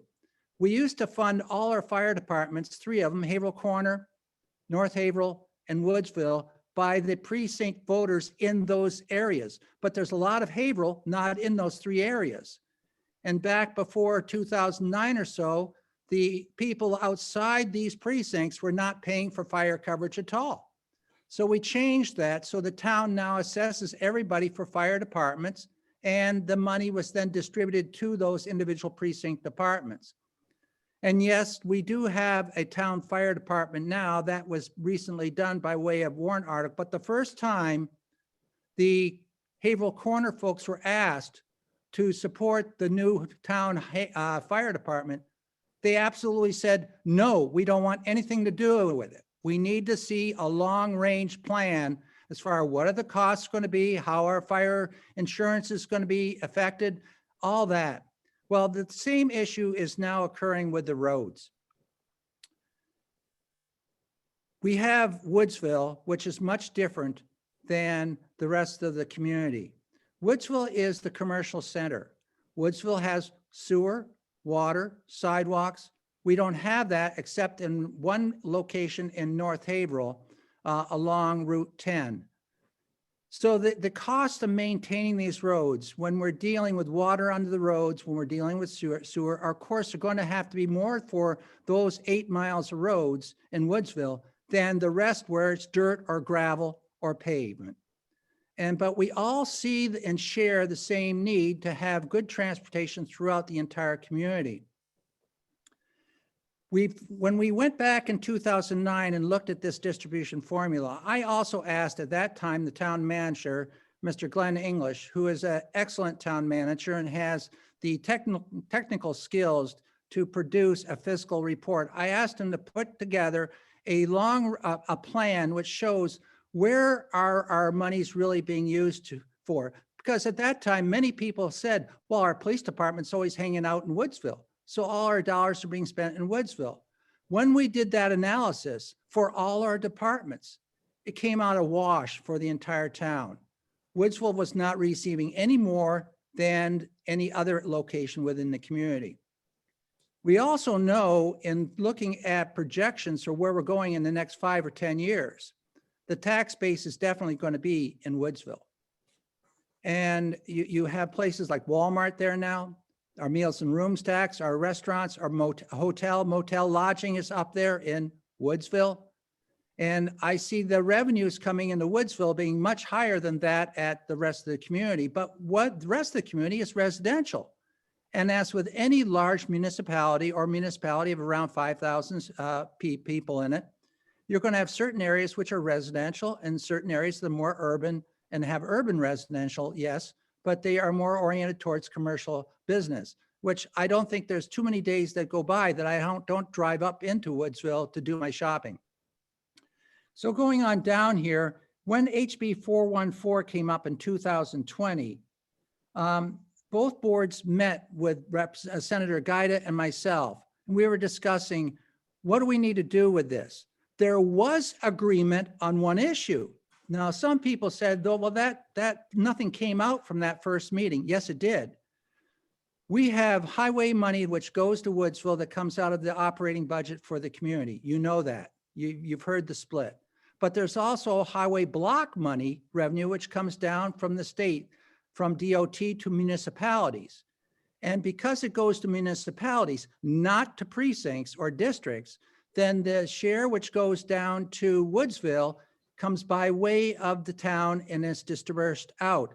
We have been dispersing that money not in the same manner that the state disperses the money to the municipalities. So there was agreement that we should use the same process, the same formula as the state sends money to the municipalities from this municipality, Haverhill, to the fire district, Woodsville. There was agreement. Now, there was no agreement in regard to some of the other issues, but I know and you know that the first time you sit down at a meeting, you have to really work hard, roll the sleeves up, and it takes a while to get there. It took us a long time to get there in regard to having the whole town take ownership in how we fund our fire departments, but we did that.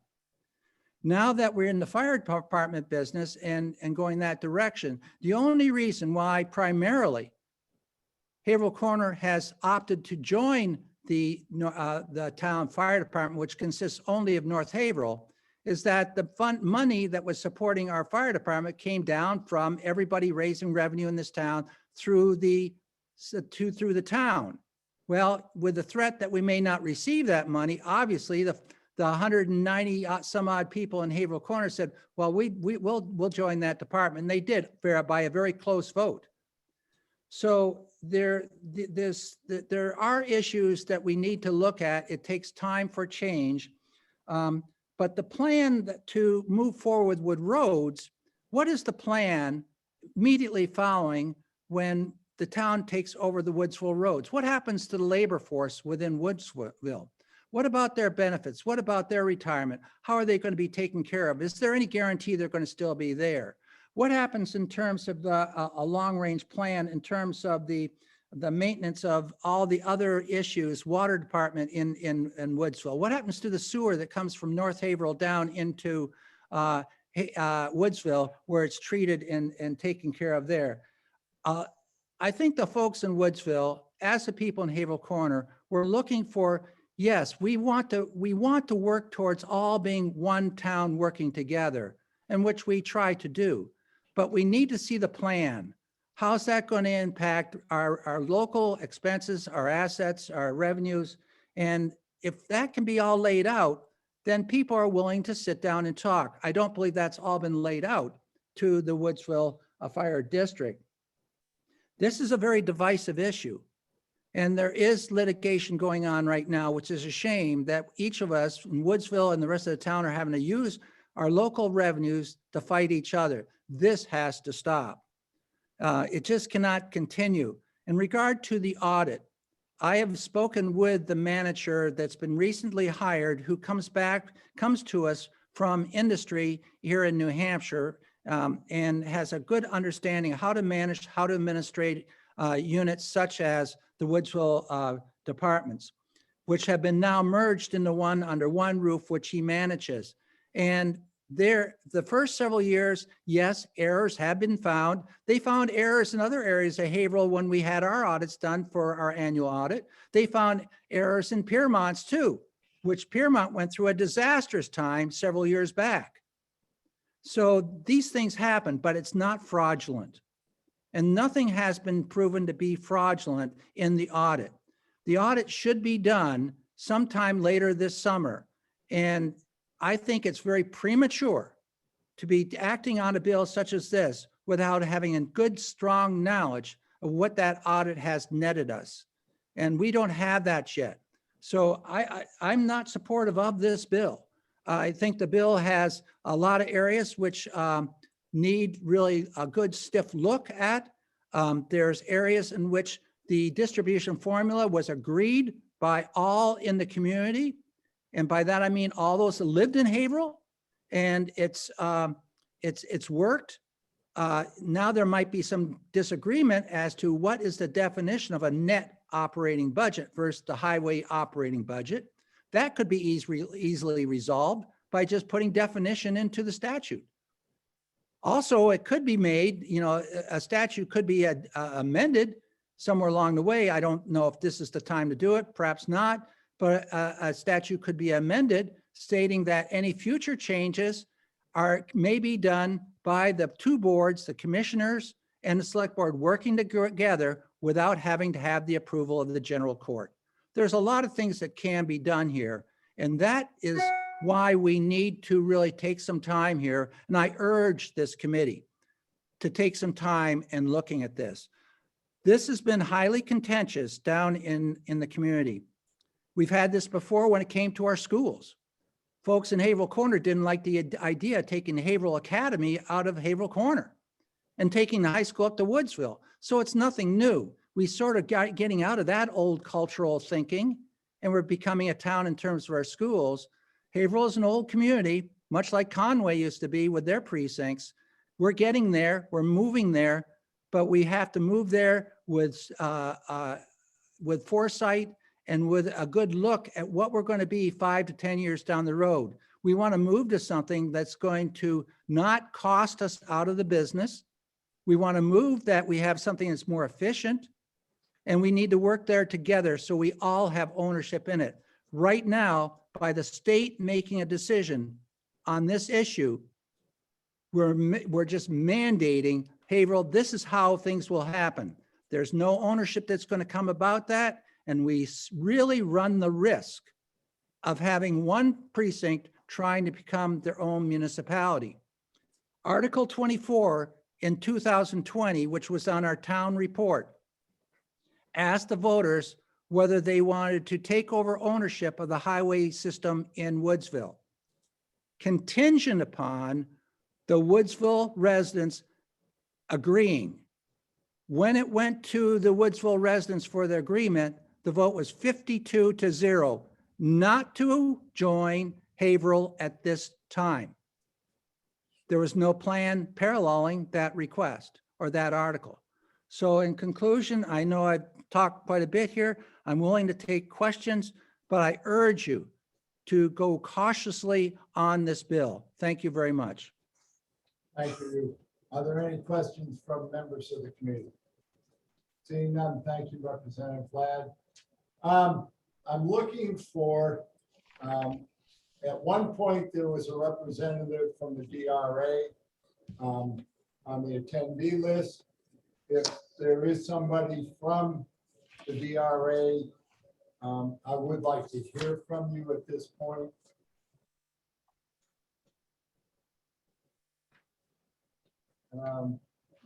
Let's bring Mr. Gary. Yes, sir. You are you with the DRA? Yes, I am. My name is James. Just talk a little bit about the audit of what you know, and I'm going to preface this all by a request that you send whatever parts of the completed audit you can to members of the committee. Okay, well, we certainly first thank you for entertaining me and allowing me to speak on this important legislation. There are, as you know, two parts of the legislation. I'm not going to comment as the DRA takes no position on the first part of the legislation. The second part of the legislation is really what we care about. And it is really because RSA 4131A states that financial audits play a fundamentally vital role in helping to preserve the integrity of the public finance functions by maintaining citizens' confidence in their elected leaders. Properly performed audits provide independent assurance that financial information presented is reliable. Because of this, New Hampshire law mandates that all municipalities with populations of greater than 750 conduct an annual audit. Now, over the last 20 years, the Woodsville Fire District attempted to complete just one audit, and that was in 2014. That audit was not completed because officials in the district refused to turn over the necessary documents over a dispute about confidentiality. Since 2014, the district elected numerous auditors and made statements both to the public and to the DRA that they had audited financials. However, after we investigated the situation, we realized that the locally elected auditor never actually performed an audit, and the audited financial statements they claimed to have were nothing more than unaudited financial statements. The first time we actually saw movement towards completing an audit was when SB 414 was introduced last year. This bill, which passed the House and Senate, imposed the same penalties that this bill does for not completing their audits in a timely fashion.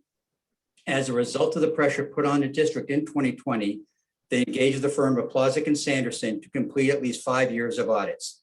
To date, they've completed 3 of these audits.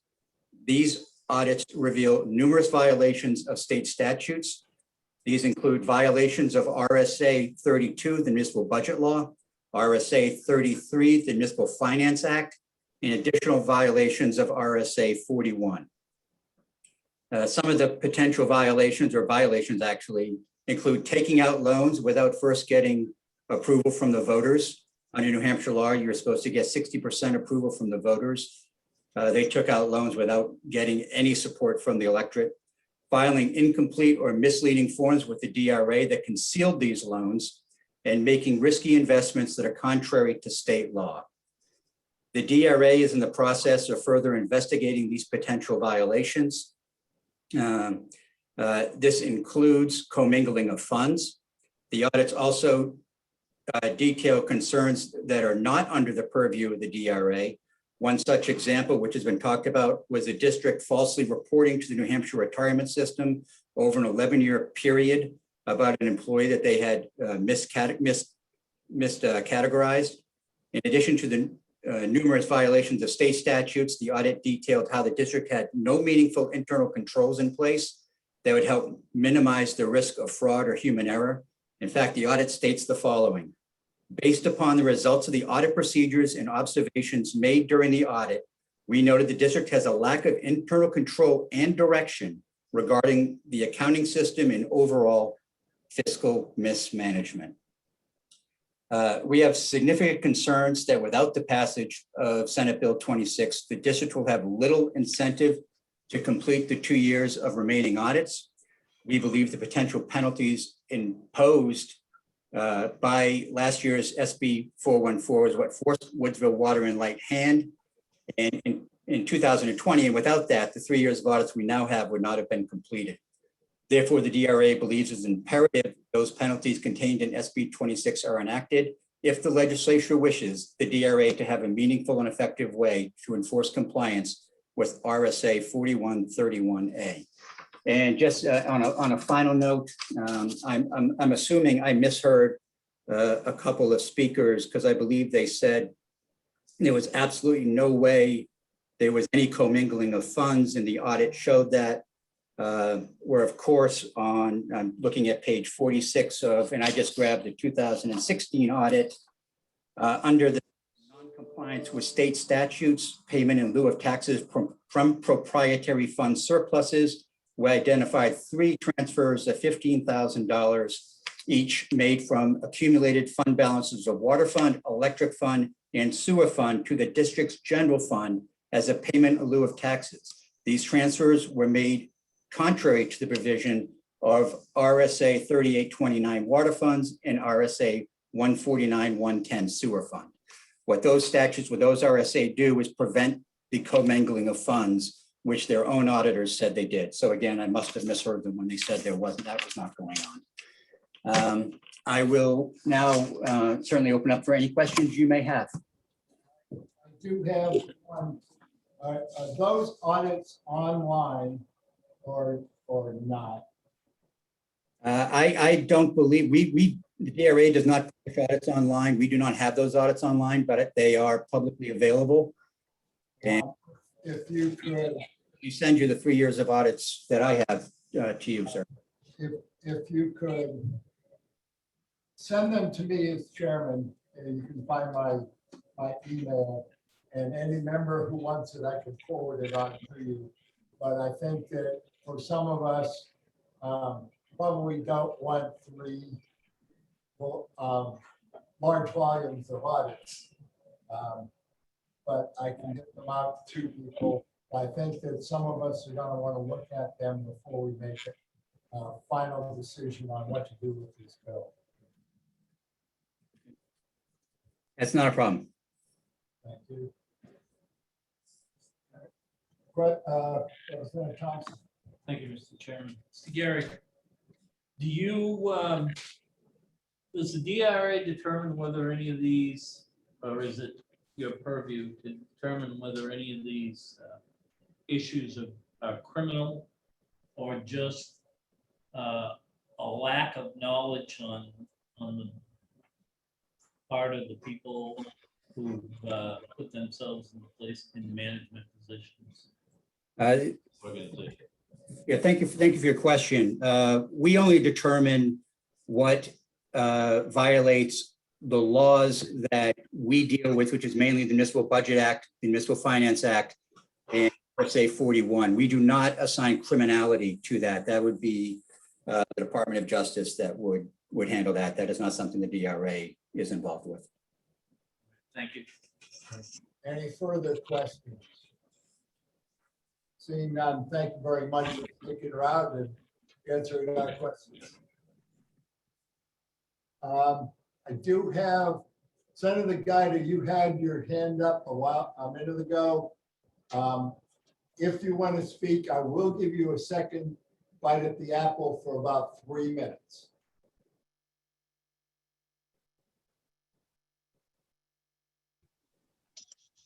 Mr. Chairman, you were blocked as far as I was being signed in by your Zoom controller, so I'm not sure what you said. You had your hand up. Yeah, and I was willing to give you a second shot at the apple, but very, very briefly. Thank you, Mr. Chairman, and I appreciate the indulgence. Very quickly, here you are as a state legislative committee, okay, digging into details of what is clearly a local matter. And the point I'm trying to make and asking you to support Senate Bill 26 is this is not where this committee belongs. This is not a state issue of funding. It's not a state issue of transportation or public works. The legislature has no place here. Passing this law will harm nothing. It will in fact facilitate moving forward, because at that point, there will be no state law preempting the ability of local agencies to move forward and having to bring this before a state legislature whose duties are to the state and not to the, if you will, assessing funding requirements on local communities for the sake of other local communities. So with great respect for the duties that you fulfill in covering our state's highways, this is a law that needs to go away so that the problem can in fact be solved. In the words of Representative Ladd, I've been dealing with this since 2004. Trying to change it can't happen. Trying to change or alter that relationship cannot happen with this statute in place as it is. Hence the origin of Senate Bill 26, the passage of which will in fact enable the communities to work forward constructively with no blockade established by state law. Thank you, Mr. Chairman. Representative Faulkner. Yes, thank you, Mr. Chairman. Thank you, Senator.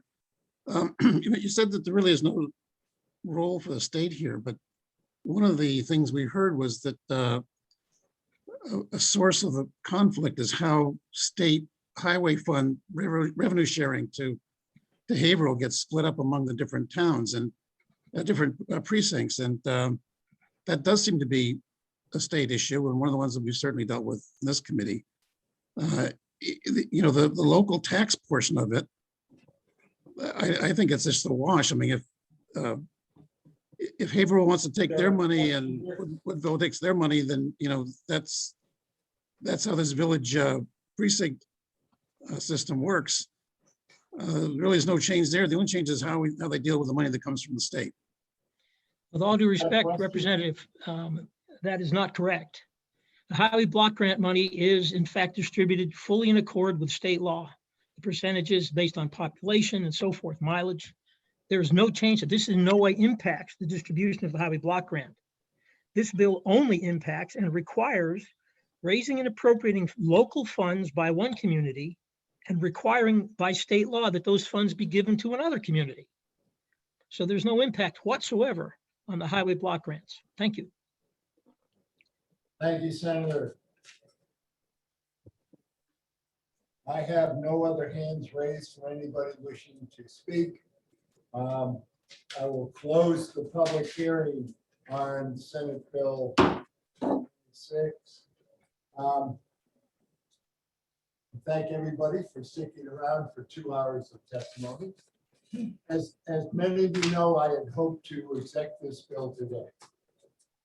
However, given the fact that I've asked for the audit to be forwarded to us, Jennifer Butcher had a lot of statistics she was going to send us.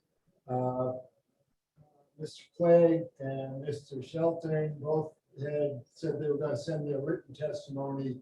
I think that we need to take some time, look through all of this information before we make a final decision, rather than jump into it today.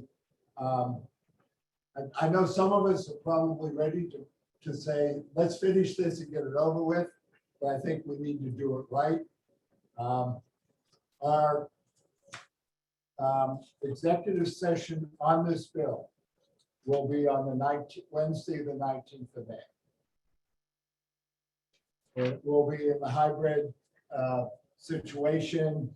I will work with the ranking member on a good time, whether it's morning or afternoon. Okay. And we'll talk I was about just that. asking. So I think that it will behoove all of us to look through all of the information we already have, look through some of the history and look through the information that will be forthcoming. I think that in order to do that, we'll come to the right decision. And again, we will have 4 choices, you know, pass it, kill it, amend it, or retain it and work on it for the next few weeks, few months. So those are the options that we will look at on the 19th. Representative Eagles, hand up as always. Oh, I wondered if Representative Ladd could share the research that he had OLS do for him on the legislative history. You can find his email and ask him for it. Okay, I'm okay, not sure he's still here. I see it. I see him. And the other thing is, I just was trying to understand what the litigation was, and maybe he can tell us about that too. Representative Ladd, did you hear the request? Yes, I did, Representative Graham. Yes, I do have the communication I got from Benoit Pelletier. I will forward that on to you, Mr. Chairman. You can distribute it to your committee.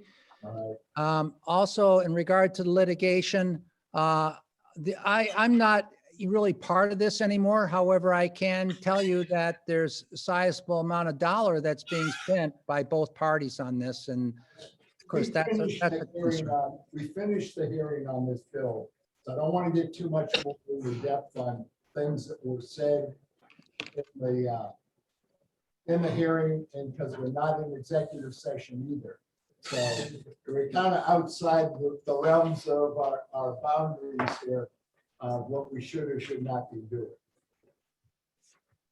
But the request for the history is legitimate. Anything else from any members of the committee on what the way forward is? This is one thing. Representative. I heartily concur with your decision. I think we need to take our time on this. I just wouldn't want to, I don't think I'd make a good decision today if I had to vote. Our decisions are always good. Yeah, I'm just speaking for myself, Mr. Chairman. I think I need more time. But I think that there's a lot of head shaking that I think a lot of people want to look at.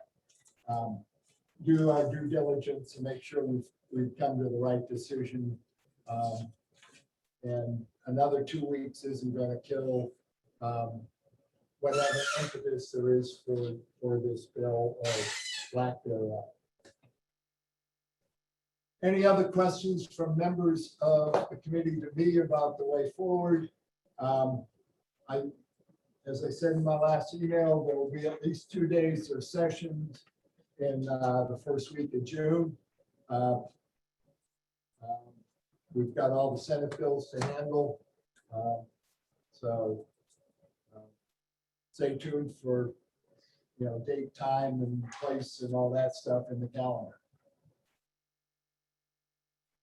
And with that, we are adjourned until the 19th of May. Thank you all for sticking with it all day. Thank you.